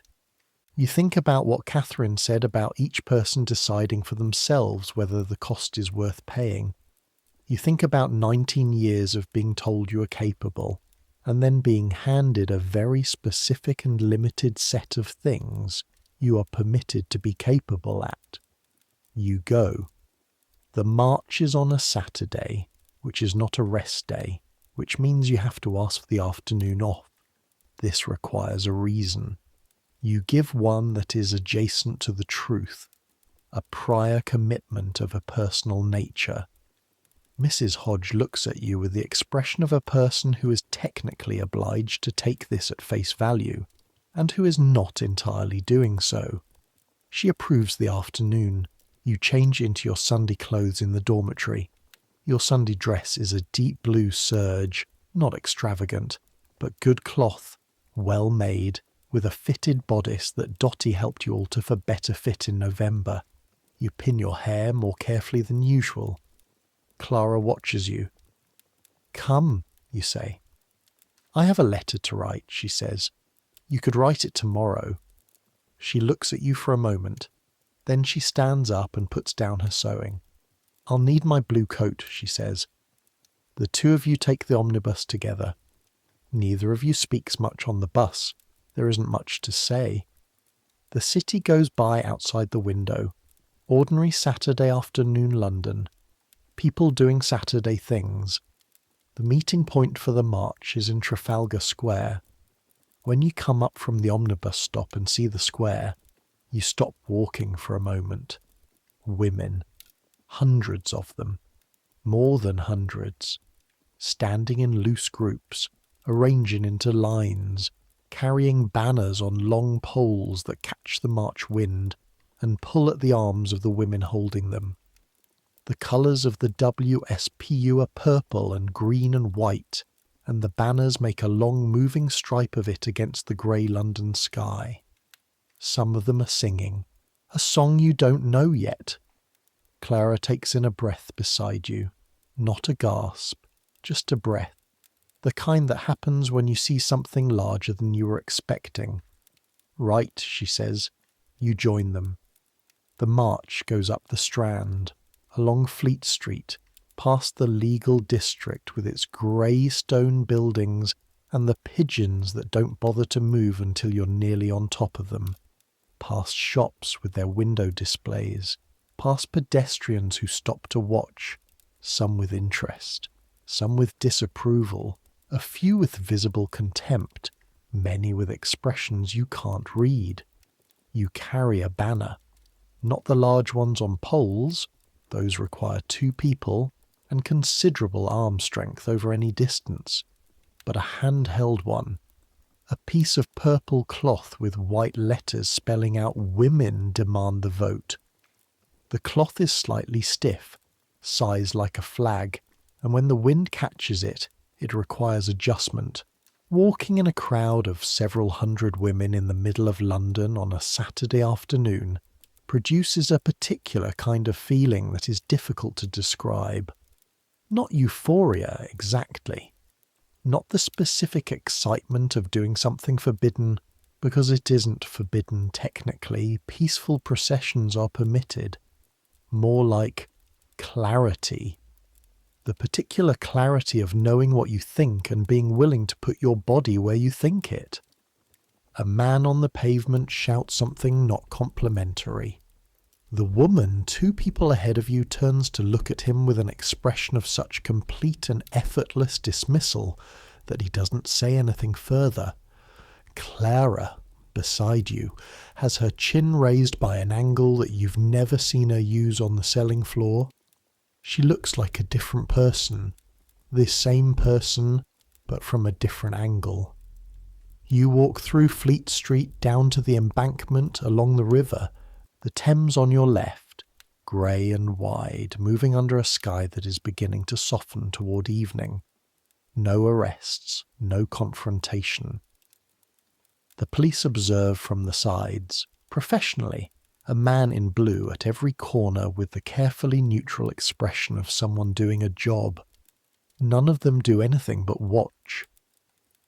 The march disperses near Westminster Bridge as the light starts to go. People peel off in different directions, folding banners, finding each other, making plans. Catherine finds you near the end. "Well," she says. "I'm glad I came," you say. She nods, as though that is the expected and correct answer. You and Clara take the omnibus back to Oxford Street in the evening light, sitting on the upper deck because it's an open top, and the view of the city from up there, in the blue dark of a March evening, with the gas lamps just beginning to appear and the streets already filling with people going about their Saturday nights, is worth the cold. "I didn't tell you something," Clara says after a while. "About what?" "About why I started going to the meetings. Not this year, the one before. The one I didn't tell Mrs. Hodge about." "You don't have to tell me now." "I know." She's quiet for a moment. "When I first came to Hartley's, I was going to stay 2 years. Learn the trade, save money, and then go back to Bristol and open a millinery shop. That was the plan. What happened? I stayed. Because I was good at the job, and because I kept getting small rises, and because Bristol seemed smaller the longer I was away." She watches the street below. "But I also stayed because I couldn't get a bank account in my own name." "What?" "A woman can't open an account without a male guarantor. The savings bank for women is different, I have that. But a commercial account requires a man's signature, which means if I wanted to open a shop, I'd need someone to sign for me. A father, a husband, a brother. She pauses. I have none of those to hand. This lands somewhere specific. You knew this in the abstract. It's in the pamphlets. It's in the arguments at the meetings. But hearing it said plainly by Clara, who has been here 4 years and is the most practically competent person you've met in London, makes it real in a different way. So you've been at Hartley's 4 years because the system made it easier for me to stay than to do the thing I actually wanted to do. Yes. She looks at you, not with bitterness exactly, with the particular clear-eyed frustration of someone who has thought about this long enough to be past anger and into analysis. That's why I go to the meetings, not because I'm angry, because I'm practical. The system is arranged against practical women. Changing the system is the practical solution. You hold this, sitting on the top of the omnibus, with London spread out below you and the wind cold on your face. The omnibus stops. You're back on Oxford Street. Below you, the plate glass of Hartley's windows, dark now, reflecting the gas lamps. I still want the millinery shop, Clara says. Some day. You'll have it, you say. It comes out certain. You don't know why you're certain, but you are. She looks at you, almost smiles. Come on, she says. We'll be late for supper. Spring comes to London the way it usually does, which is not all at once and not without argument. There are 3 warm days in April, followed by 2 weeks of cold that feels like February's last attempt, and then, one morning in late April, the plane trees on Oxford Street open their leaves overnight, and everything is suddenly irrevocably green. You stand at the window on a Sunday morning, looking out at the tops of the trees, and you notice that you are looking at them differently than you did last October, when you were still learning the route from the dormitory to the floor. Last October the trees were scenery. Now they are specific, known. This particular group of plane trees on this particular stretch of Oxford Street, which you have walked past on your way to the omnibus stop every rest day for 9 months, and which have done something overnight that has altered the view from the 6th floor window.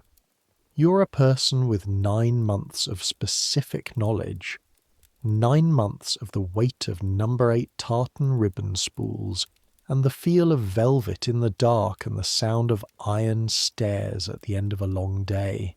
9 months of supper tables and Tuesday stock counts and Wednesday meetings and the way the gas lamps come on down the corridor at the same time every evening.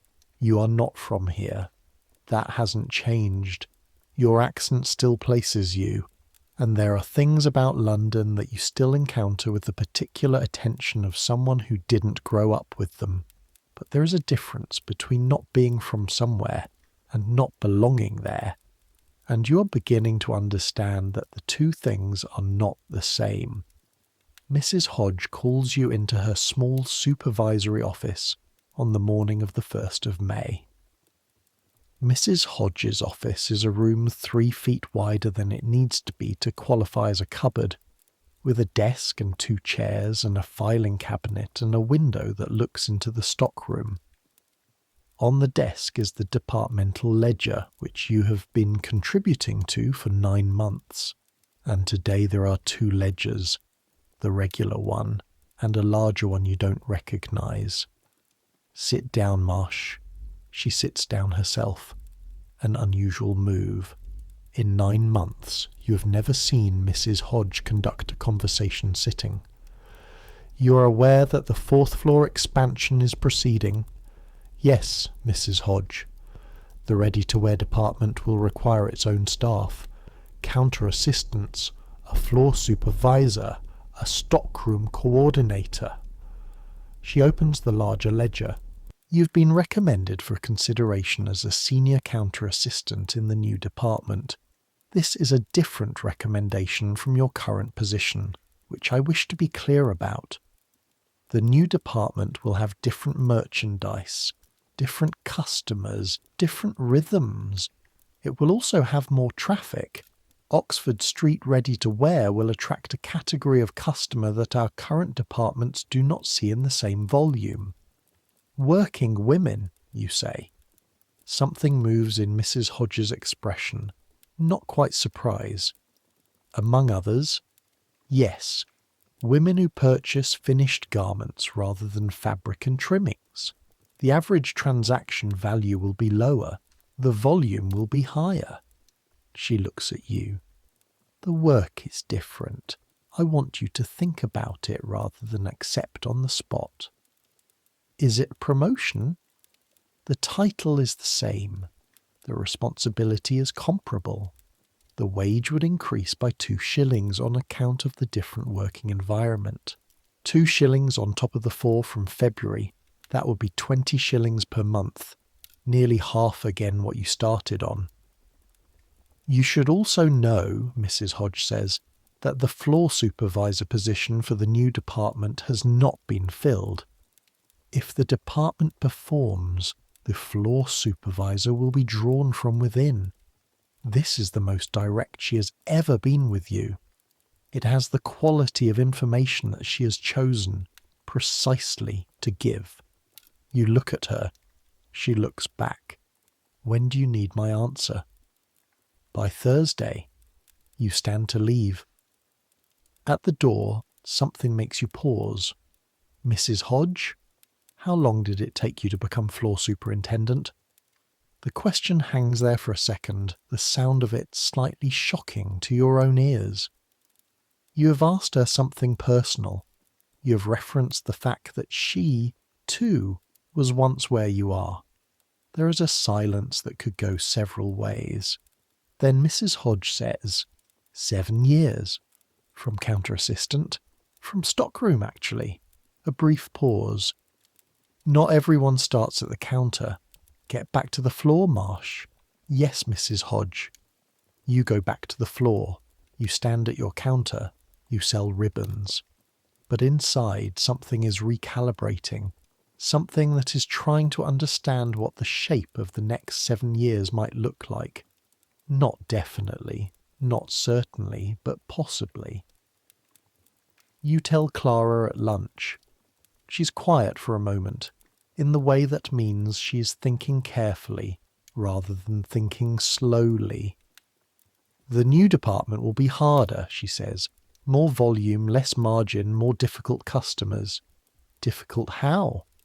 Women on limited time and limited money who know exactly what they want and can't afford to make a mistake. That's not the same as the Thursday customer who's deciding between 2 colours. I know. They'll push harder on price.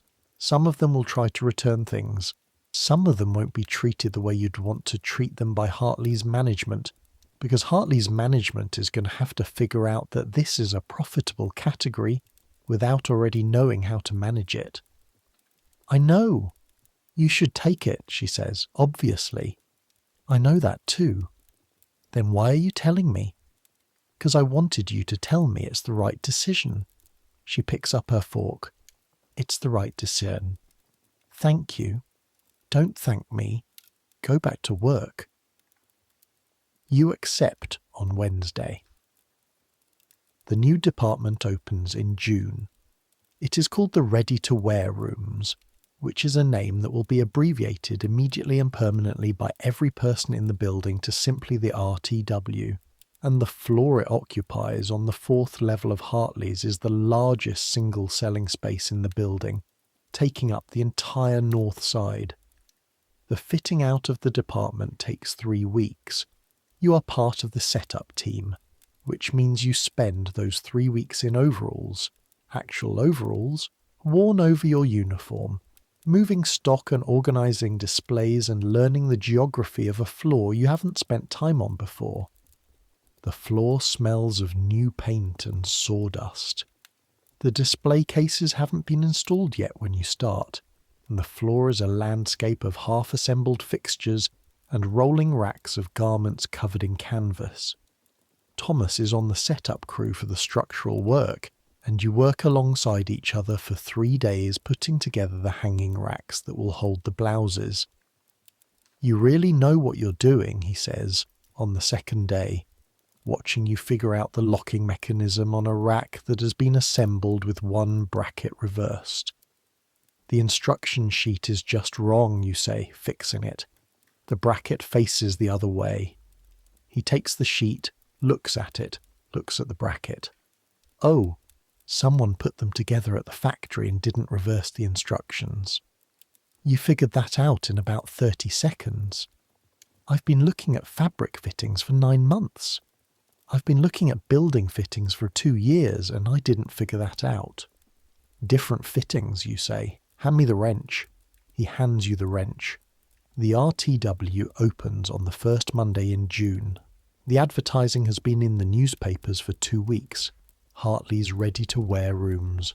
Quality garments at honest prices. New summer stock. Come and see. The customers come, more than anyone expected. This is the thing that will be repeated in the staff meetings for the next 3 months. More than anyone expected. The department's first day takings exceed projections by 40%. By the end of the first week, several lines of blouses are sold out, and the replenishment orders are already delayed because the warehouse wasn't prepared for this volume. You're on the floor from opening to closing, and the floor does not stop.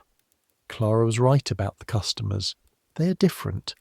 They are purposeful and specific and knowledgeable. They know what they want because they've spent time knowing what they want, which is not a luxury but a necessity, when every penny spent is a penny not somewhere else. They ask questions that aren't really questions. They're tests. Is this cotton, or is it cotton with sizing because sizing washes out? Will this colour hold through laundering? What are the actual measurements of the chest seam? Not the sizing label, the seam. You answer all of it. You answer it honestly. You tell them when something won't hold through heavy laundering. You tell them when the sizing label runs small. You tell them when the seam allowance is narrow enough that alterations will be limited. This is not the approved approach.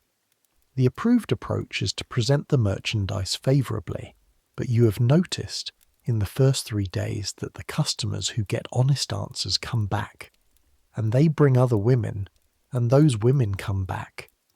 At the end of the first week, the floor supervisor, a man named Carey who was appointed from outside and who is still learning his way around the 4th floor, stands at the end of the day and says, "Miss Marsh, what's your assessment of the ribbon accessory sales?" He asks you because you know haberdashery, because you were brought here partly for that. Lo, you say, we have the ribbons, but the customers aren't buying them. Why not? Because the blouses don't need trimming. They're finished garments. The customers who want trimming are making their own garments at home, and they're doing that in the haberdashery section. The accessories we should be selling here are buttons for replacement and collar studs, and maybe small brooches, because those fit the customer's relationship with a finished garment. Carey looks at you. Can you write that up? Yes, you say, without hesitation. You write it up that evening. It takes an hour. You bring it to Carey the next morning. 3 pages in the clear notation that Mrs. Hodge called exceptionally clear, with supporting observations from the week's transactions, and a suggestion for a small accessories display reformatted to fit the actual customer behaviour. Carey reads it, makes some notes, sends it to the floor supervisor for the building. A week later, the accessories display is reformatted. The ribbon sales don't change, but the replacement button sales go up, and the collar stud sales go up, and the small brooch display sells out in a fortnight and is replenished twice. This is the kind of thing that, in 7 months of haberdashery, you could observe but not act on, because the haberdashery counter is the haberdashery counter, and the decisions are Mrs. Hodge's, and Mrs. Hodge runs it correctly. Here, in the RTW, with a floor supervisor who is still learning the floor, there is room to notice things and say them. Room that didn't exist before. You notice more things. The summer passes in a heat that makes the fourth floor, which has large windows on the north face and therefore good light, but also full afternoon sun, something to be managed rather than enjoyed. You bring a flannel to wipe down the counter during the midday rush, when your hands sweat from handling the stock. You drink more water. The customers are sometimes short-tempered in the heat, which requires particular quality of patience. You go to the Wednesday meetings when you can. You went twice to other events with Catherine, a lecture at a hall near Euston, a fundraising tea in Bloomsbury with cakes that someone's mother had made and which were considerably better than the Tuesday pudding. You have written 3 more letters to your MP, none of them answered. You write them anyway because the act of writing them clarifies what you think, and clarity is useful. In August, your mother comes to London. She has never been before. She comes with your father's sister, Aunt Mabel, who is 60, and has been to London twice and considers herself an authority on it. They stay in a boarding house in Bloomsbury, which your mother describes in a letter as clean and adequate, and absolutely unlike home in every way. You have 2 consecutive days off, arranged through Carey, who is more accommodating about time off than Mrs. Hodge, which is one of the advantages of the RTW. Your mother is smaller than she is in your memory. Or you are taller, which is possible. You've been standing on your feet for a year, and your posture has adjusted accordingly. She hugs you on the pavement outside Hartley's, and smells of lavender water and the train, and you hold on to her for a moment longer than you planned to. "Let me look at you," she says. She looks at you.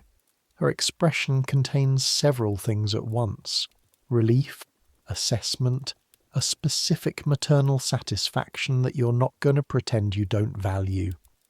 "You look well," she says. "Older?" "I am older." "Yes." She puts her hand briefly on your face. "Come on then, show us London."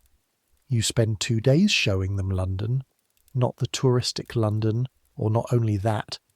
You show them Oxford Street, yes, and the river from the embankment, and you take them to St. Paul's, which your mother wants to see, and which, from inside, still produces the same scale shock it did the first time you went.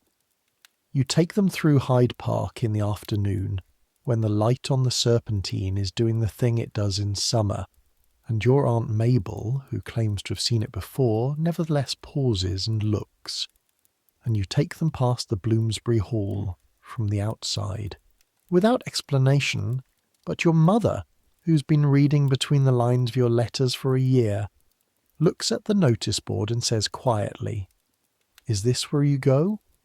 "Yes." A pause. She looks at the notice board, back at you. "Are you careful?" "I'm careful," you say. "I know what I can and can't do right now." She nods. This is not approval exactly, and not disapproval. It is the nod of a woman who has navigated her own world with care for 40 years, and understands that care is a necessity, not a limitation. "Your father says," she begins. "I know what father says. He says you were always going to do something like this." She pauses. "He doesn't think you're wrong. This is the most political thing your father has ever communicated to you, via your mother, standing on a Bloomsbury pavement in August. Thank him," you say. "Tell him yourself when you visit at Christmas." You walk them back to their boarding house in the evening through streets going golden in the late light.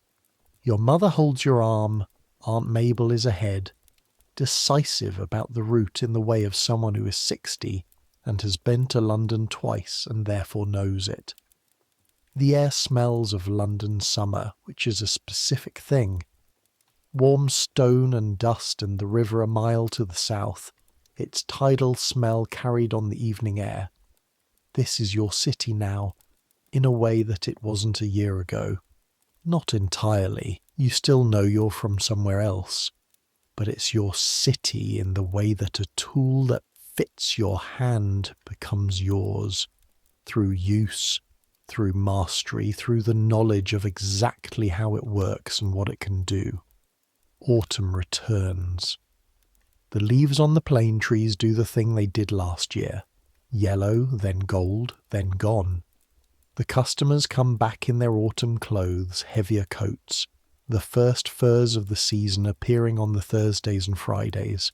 The RTW picks up after the summer slow period. Women buying blouses for the colder months. The flannel-backed cotton, the wool and silk mixes. You have been in the RTW for 5 months. In that time, you've written 4 reports for Carey, 3 of which have been acted on in some form. You have trained 2 new girls, both of them younger than you, which is still slightly strange and which requires a different quality of attention than the work itself does. You've organised the accessories section twice in response to what you've observed about the customers. You've had exactly 1 argument with Carey about the placement of a seasonal display, which you won on the merits after showing him the transaction data. You have not been invisible. This is a new experience, not entirely comfortable always. There are things about visibility that are inconvenient, more expectation, more eyes on you when something goes wrong. More need to be right, or at least to be wrong in ways that are clearly explicable, but it is better than the alternative. The first anniversary of your arrival at Hartley's passes without ceremony, because it is not a date anyone marks except you, and you mark it privately by standing at the counter on an October Tuesday morning and noticing that you are standing the way you stand, not the way you were told to stand. That the approved posture has become your posture, that the floor of the RTW, which you've been on for 5 months, has the same inhabited quality that the haberdashery floor did after 3. You belong here, in a way that is yours, not just the company's. At lunch, you write a letter to your mother and tell her about the anniversary. You tell her that you've been thinking about the next year, about what it might contain, about the floor supervisor position that Carey mentioned obliquely, in a way that wasn't quite a promise but wasn't nothing either. You tell her you think you might be here for a while. She will write back in 2 weeks. She'll say she's glad. She will say your father sends his love, which means he was in the room when she wrote the letter and didn't object to his name being used. She will say the garden is coming in late this year. Cold September. The things that continue. The things that anchor you to somewhere else while you're building something here. October turns to November. The RTW's second autumn is better than its first. You've anticipated the stock requirements better. The display layout is refined from last year's adjustments. The accessories section runs the way you designed it to run. It is not glamorous. It is functional and correct, and it works. One Thursday morning in November, Carey comes to you and says, "The floor supervisor for the RTW, we're making a decision before Christmas." You look at him. "You're in consideration," he says. "Not the only one, but in consideration." "Who else?" "That's not something I can tell you, but I can tell you the criteria." He pauses. "Floor knowledge, stock management ability, customer relations, written reports, which we have several of yours, and the ability to manage people below you while managing expectations above you." "The last one is the hardest," you say. "Yes," he says, "that's why it's the criterion." He goes back to his end of the floor. You go back to the counter. Your hands are steady on the stock. The measuring and cutting and folding proceed with their habitual accuracy. To customers, a question about sizing, a comparison between a moss green wool blouse and a forest green one that you navigate by asking the right question, what the blouse is for, rather than the wrong ones. She buys the forest green. She is correct. You are learning people the way you learned ribbons, one, by colour and weight, and what they actually need, which is often not the first thing they say they want. The November cold settles in. The basin in the morning. The 3 blankets. The gas lamp in the corridor at the same time every evening. And then, in the middle of a Wednesday night in late November, something happens that is not on any schedule or any plan, that is not something anyone at Hartley's anticipated, and that will be, in a different way from the ribbon promotion, or the RTW, or the report on accessories, a thing you will remember precisely for the rest of your life.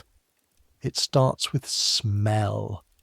You wake in the dark dormitory at a time you can't immediately identify. Not dawn, not the small hours you'd recognise by the particular quality of London's pre-dawn quiet. Somewhere in between and wrong. The smell is wrong. Not the normal dormitory smells, not carbolic and wool and the faint trace of gaslight from the corridor. Something sharper, something with a chemical edge to it, beneath something older and rawer. Smoke. You're sitting up before you're fully awake. Clara, you say. Your voice is normal volume, not raised. Because raising your voice is the second thing, not the first. Clara is already awake. You can tell by her stillness. She's sitting in the dark, and when you speak, she says, "I smell it too." When did you? 2 minutes ago. I've been listening. Edith is awake now. Her lamp goes on. Her hand finds the match by muscle memory, and the room fills with its small light. She is upright, precise even now, sitting with her blanket across her lap, not frightened, but focused. Dottie is already out of bed. She's at the door with her ear against the wood of it. "Nothing in the corridor," she says. "Not a fire in the building yet. It's coming from somewhere below." Below, the shop, the stock rooms. "We need to know which floor," Clara says. "We need to wake the corridor," you say. You open the door. The corridor is empty. The gas lamps at each end are at their night pilot level, barely more than a point of light each. You can smell it more clearly out here. Not overwhelming, not the thick visible smoke of a fire that has taken hold, the acrid prelude of something burning in a space where the air is confined. The other doors are closed, all of them. You walk to the first door on the left. Knock, hard. "Up," you say through the door. Fire smell, up and out of bed. Movement inside, then a voice. "What?" Fire smell, get up. You move to the next door, and the next. Clara is doing the same on the right-hand side of the corridor. By the 4th door, lights are appearing under the frames. By the 7th, there are voices in the corridor, girls in nightgowns and bare feet, some with candles, their faces ranging from frightened to confused to the focused blankness of people who are thinking. "What floor?" someone asks. "We don't know yet." "Who's going down?" In the plan that exists in the dormitory rules and that Mrs. Pierce recites at the start of every term, the procedure is to raise the night watchman, who will raise the alarm, who will raise the fire brigade. The fire brigade can be on Oxford Street in 6 minutes if the horses are fast. The night watchman is 67 years old and frequently asleep. "I'll go," you say. "I'm coming," Thomas says. You stare. He's standing at the end of the corridor in his coat. He came from the delivery stairs with a lantern. "Delivery crew smelled it first," he says. "It's in the stock rooms, ground floor."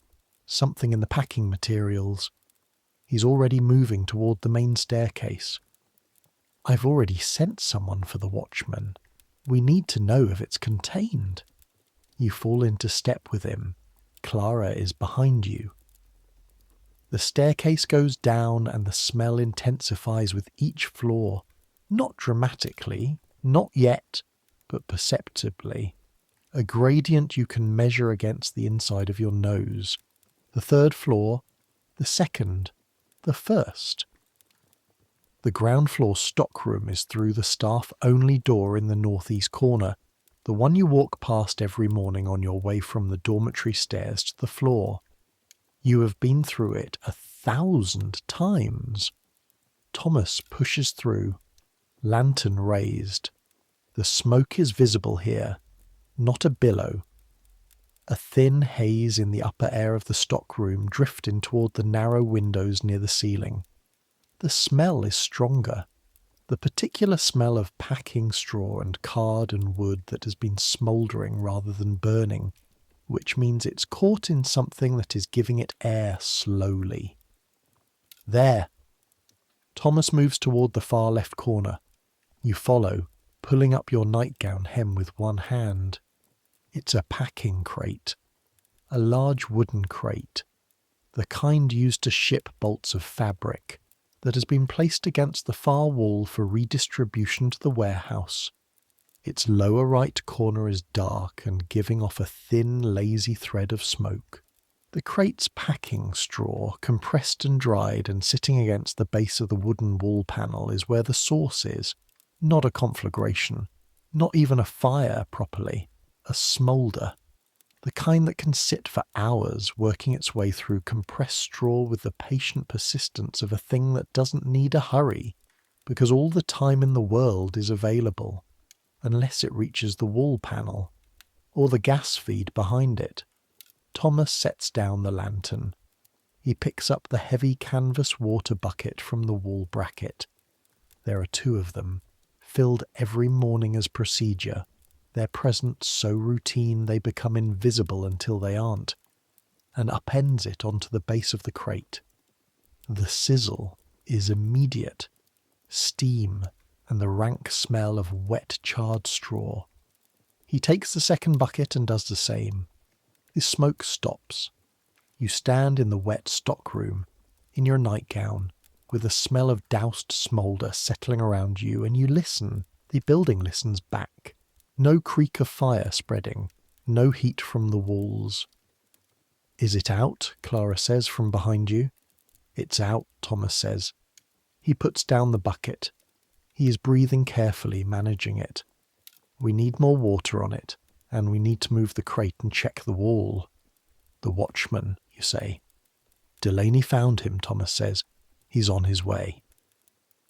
The night watchman arrives at approximately the same time as Mrs. Pierce, who's been woken by the commotion and who descends the stairs in a dressing gown and the expression of someone being tested in a way they are not finding entirely unreasonable. 3 of the delivery crew arrive with additional buckets. The crate is moved from the wall. The wall panel behind it is inspected with Thomas's lantern and found to be scorched but not structural. The fire brigade is called anyway as procedure. They arrive in the time they're supposed to arrive. They verify the assessment. Contained, not structural. Source identified as spontaneous combustion in compressed dry packing material. And leave with the professionalism of people who've seen this many times. Mrs. Pierce counts the dormitory girls in the ground floor corridor, all present. Back to bed, she says, all of you. The return to the 6th floor is quieter than the descent. The smell of wet, charred straw follows you up the first 2 flights and then dissipates. The dormitory corridor in the small hours of a Wednesday morning is full of girls in nightgowns with the specific look of people who've been briefly frightened and are now working through it in their bodies. You go back to your room. You sit on the edge of your bed. Your feet on the floor are cold. The candle Clara lit is still burning on the washstand. Well, says Dottie, Yes, says Clara. You were the first one up, Edith says to you. Not as a compliment, as an observation. I smelled it first. You were the first one down. Thomas was already down. You didn't know that. You look at her, she is correct. You didn't know Thomas was already down. You went because the smell was wrong and someone needed to go. Are you all right? Clara asks. Yes, you say. Which is true. Your hands are not shaking. Your heart has returned to its normal pace. What you are, more than anything, is awake in the particular way of someone who has been through something sharp and small and come out the other side of it. You think about the stockroom in the dark, the thin thread of smoke in the lamplight, the wet canvas of the buckets, their weight in Thomas's hands. The building is fine. The stock is fine. Everyone is in their beds.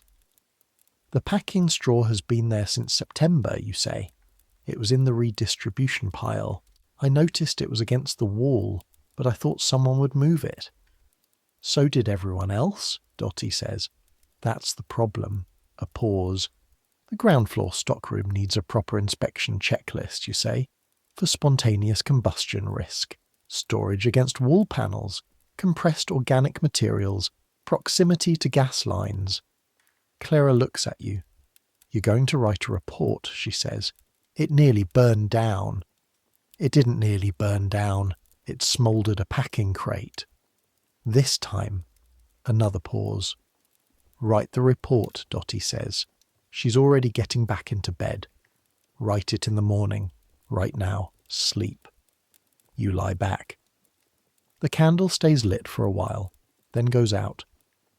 The smell of the city drifts in through Clara's 2-inch gap. Somewhere below, in the now safe stockroom, the wet straw slowly cools. You write the report in the morning. Before the floor opens, 3 pages, clear notation, with a proposed checklist for the ground floor stockroom and a recommendation for quarterly inspections by the building maintenance crew. You give it to Thomas to give to whoever is appropriate on the building side. 3 weeks later, there is a new checklist posted in the ground floor stockroom. Carey says nothing to you about this directly, but there is a note on your personnel record, which you see when Carey shows it to you in December as part of the standard annual review, that says, demonstrated judgment and initiative in an unscheduled emergency situation. The annual review also says that the RTW has exceeded first-year projections by 63%, and that the floor supervisor position will be decided before Christmas. It is decided on the 17th of December. You're in Carey's office at 9 in the morning. You have been expecting this meeting for 2 weeks. You have slept adequately. You have not talked yourself into or out of it. You have simply waited for it, which is the only thing available to you. Carey closes the door. The floor supervisor position, he says. We've decided. You look at him. The position is yours, he says, effective the 1st of January. The 1st of January, a new year, a new title. Thank you, you say, which is the approved phrasing and also what you mean. There will be a formal announcement and a meeting with building management in the 2nd week, and a good deal of new paperwork. I can manage the paperwork. I know you can. He opens his ledger. That's one of the reasons. You go back to the floor. Clara's at the counter when you come back. She has again read the building correctly before you've had time to say anything. Well, she says. January, you say. She nods. She doesn't say she told you so. She doesn't say anything, actually, for a moment. Then she says, Will you be moving out of the dormitory? Not yet. The wages increase comes in March. But eventually. She looks at the floor. Her expression does something private and then settles. I'm going to start looking at Bristol again, she says. Properly this time. The bank account problem. There may be a way around it. A friend at the meetings. She went through an intermediary. It's not right, but it works. A pause. I'll tell you about it on Wednesday. I'll be there. The Christmas season of the RTW is different from the Christmas season in haberdashery. The customers are different. The gifts they are choosing, practical gifts, wearable gifts, things that will be used and will last, require a different kind of selling than the decorative trimmings of the haberdashery department. But the energy is the same. The density of people and their needs and the weight of the season pressing on everything, making it louder and brighter and more exhausting. You manage it.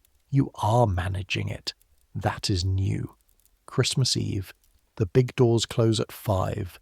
The same resonant sound they made a year and 2 months ago when you were a new girl in haberdashery doing your first stock count. You stand on the 4th floor at the end of the RTW and you listen to it. The store below you settling into its evening quiet. The girls going up the iron stairs, the smell of the floor, wool and sizing and the seasonal sachets the display team put out, slowly going cold. You walk the length of the floor once, not quickly. Slowly, the way you walked the drapery floor that night 14 months ago when you found your way through the unlocked staircase in the dark. The RTW in the late daylight is different from the drapery floor, simpler, less voluptuous, but it has its own beauty. The rows of blouses in their colours, the way the fabric moves when the ventilation shifts the air, the particular precision of the displays you designed, which show the garments in a way that makes their practicality evident and their quality visible at the same time. This is the floor you run. In January you will run it formally, with the title and the responsibility and the additional 2 shillings that comes with them. You will have the counting book and the ledger, and the quarterly reviews and the conversations with building management. You will manage 4 counter assistants and a stockroom coordinator, and the daily interaction with a floor supervisor above you, who is still, in certain areas, learning. You're not naive about what this means. It means more work and more visibility and more of the specific exhaustion of being responsible for things beyond yourself. It means more of the clarity that comes from knowing what you're doing and why. It means you're not going home to Shrewsbury. Not yet. Not for a long time. You walk to the window, the big north-facing window of the 4th floor. Oxford Street, 3 floors below, in the last light of Christmas Eve. The plane trees bare now, their winter silhouettes against a sky that is doing the thing London winter skies do at dusk, going from pewter to a deep blue that is almost violet before it gives into dark. The gas lamps are lit along the street. Their light on the wet pavement makes the whole thing glow. You stand there for a while, just looking. Shrewsbury, the fields where you used to run in the summers when you were young, your mother's kitchen, your father with his newspaper, old Mrs. Fenwick's letters piled on her kitchen table waiting for you. You hold all of it. You don't let it go. You're a person made of specific things. The ribbon count on a Tuesday, the sound of iron stairs, the feel of midnight velvet in the dark, the words in the pamphlet, a woman who earns her own living. The march through Fleet Street in March, the banner pulling in the wind, your mother's face on the Bloomsbury pavement, the wet canvas bucket in Thomas's hands, the smoke thread in the lantern light, all of it yours, all of it making the particular person you have become, who is still becoming, who will continue to become, because this is what living in a place does to you.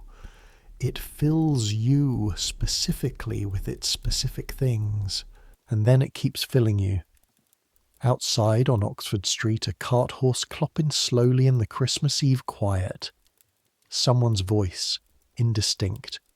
The smell of coal smoke and damp stone. London, October 1906 to December 1907. The year of your becoming. The year is not over, not quite. But this moment at this window, with the violet London sky and the gas lamps and the store quiet below you, feels like the right moment to account for it. You are all right. You are more than all right. You go back up the iron stairs. The supper that night is better than the usual Christmas Eve, because Mrs. Pierce has arranged for a proper meal, roast beef and roasted potatoes, and a proper Christmas pudding with the brandy butter that appears only twice a year. And the dining room is fuller than usual, and the noise of it, 100 and more women eating well and talking, and the occasional burst of genuine laughter, fills the space in a way that makes the low ceiling feel like a kindness. Dottie eats everything. Clara eats most of it, which is more than usual for her. Edith eats her portion with the organised pleasure of someone who's accounted for all of this ahead of time, and is proceeding as planned.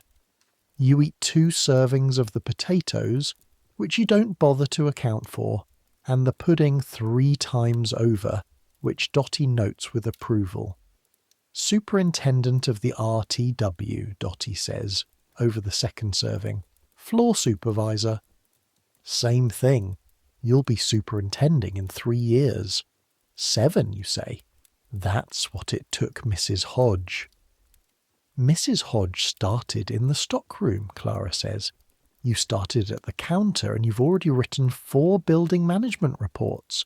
4 years.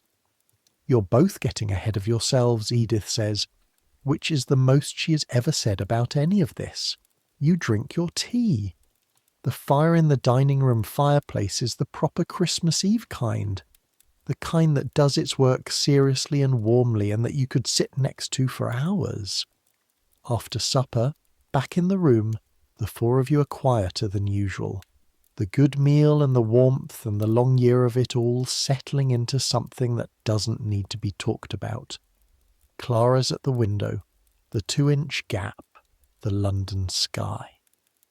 Edith has turned down her lamp, which means she will be asleep within minutes. Dottie is doing her stretches on the floor, the slow, deliberate movements that take about 15 minutes, and that you have watched every night for over a year, and that you have never asked about, and that she has never explained. You sit on your bed with your letter paper. Dear Mother, you write. It is Christmas Eve. I am writing this by the light of the lamp that Clara keeps on the washstand, which is not quite bright enough for good handwriting, but is what I have. The store is closed. The supper was the best one this year. I have some news. You write for half an hour. You tell her about the floor supervisor position. You tell her about the fire in the stockroom, briefly, in terms that will not alarm her, which is a fine line to walk, but one you've practiced on the haberdashery anecdotes. You tell her about Clara and Bristol. You tell her about the march. You tell her you're coming home at Christmas, which you are, 3 days from now, on a train that leaves Euston at 9 in the morning. You tell her you're well, then you put down the pen. Dottie has finished her stretches and gotten into bed. Clara has left the window and is turning down her lamp. The room settles into its nighttime configuration. The coal in the small grate has burned down to embers, giving the room the dim reddish light of something almost gone. The cold is in the room now, the December cold that gets in through the 2-inch gap and under the door and through the walls that are not quite thick enough. You have 3 blankets. You arrange them. Outside, London is doing its Christmas Eve thing. Quieter than usual. Not silent. Never silent. But the particular quiet of a city that has, for one night, consented to slow down slightly. The omnibuses are less frequent. The horse's hooves on the empty street below have a different sound, cleaner, the spaces between them longer. You close your eyes. The year passes through you, not as a sequence, not in order, not the way you'd write it in a letter or describe it to someone who asked, but as a texture, a felt thing. The weight of a bolt of tartan ribbon in your hands, and the feel of velvet in the dark, and the smell of damp wool coats coming in from the October rain, and the sound of 600 women's boots on Fleet Street pavement, and the acrid, particular smell of doused smoulder, and your mother's hands on your face on a Bloomsbury pavement in August. It all settles. You are warm enough. You are fed enough. You are here, in this room, with these 3 women who have become the specific people you live alongside, who you know by their breathing patterns and the particular quality of their silences and the sound their feet make on the iron stairs. You are Agnes Marsh from Shrewsbury, from floor supervisor of the ready-to-wear rooms, Hartley and Partners, Oxford Street from the 1st of January. You're 19 years old, and you're becoming 20, and from 20 you will become other things. The floor supervisorship, and after that whatever comes after. The letters to the MP, and after that whatever comes of them. The meetings in Bloomsbury, and after that the years of marching and writing and arguing, which will go on longer than any of you at those meetings can currently imagine, and which will, eventually, in ways and by routes that none of you can yet see, arrive somewhere. You won't be here for all of it.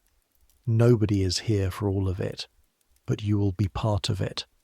Somewhere below you the stockroom holds its damp straw and its checked walls, the shelves in good order, the packing crates away from the wall panels, the buckets filled, the precautions taken, the work done. You can hear, from 6 floors below, the muffled sound of Oxford Street. A cab, maybe. Someone's footstep on the pavement. London, breathing in its sleep. The embers in the grate fade to nothing. The room goes dark. Outside, the cold, clean December air of a city going dark and quiet, and somewhere out there, past the plane trees stripped bare for winter, the long orange line of the gas lamp stretching the length of Oxford Street into the distance, marking out the road that brought you here and that will take you wherever is next. Let it come.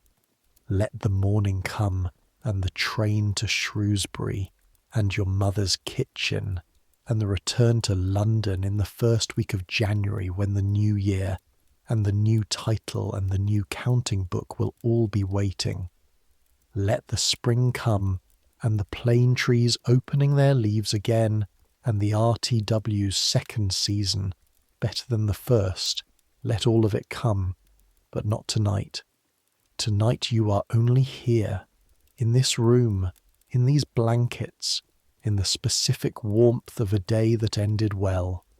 Your breathing slows. Clara, already asleep, breathes beside you. Edith, already asleep before you. Dottie, finally still. The city below, breathing. You, breathing. The last thing you hear, somewhere far away, is a church bell marking an hour you don't bother to count.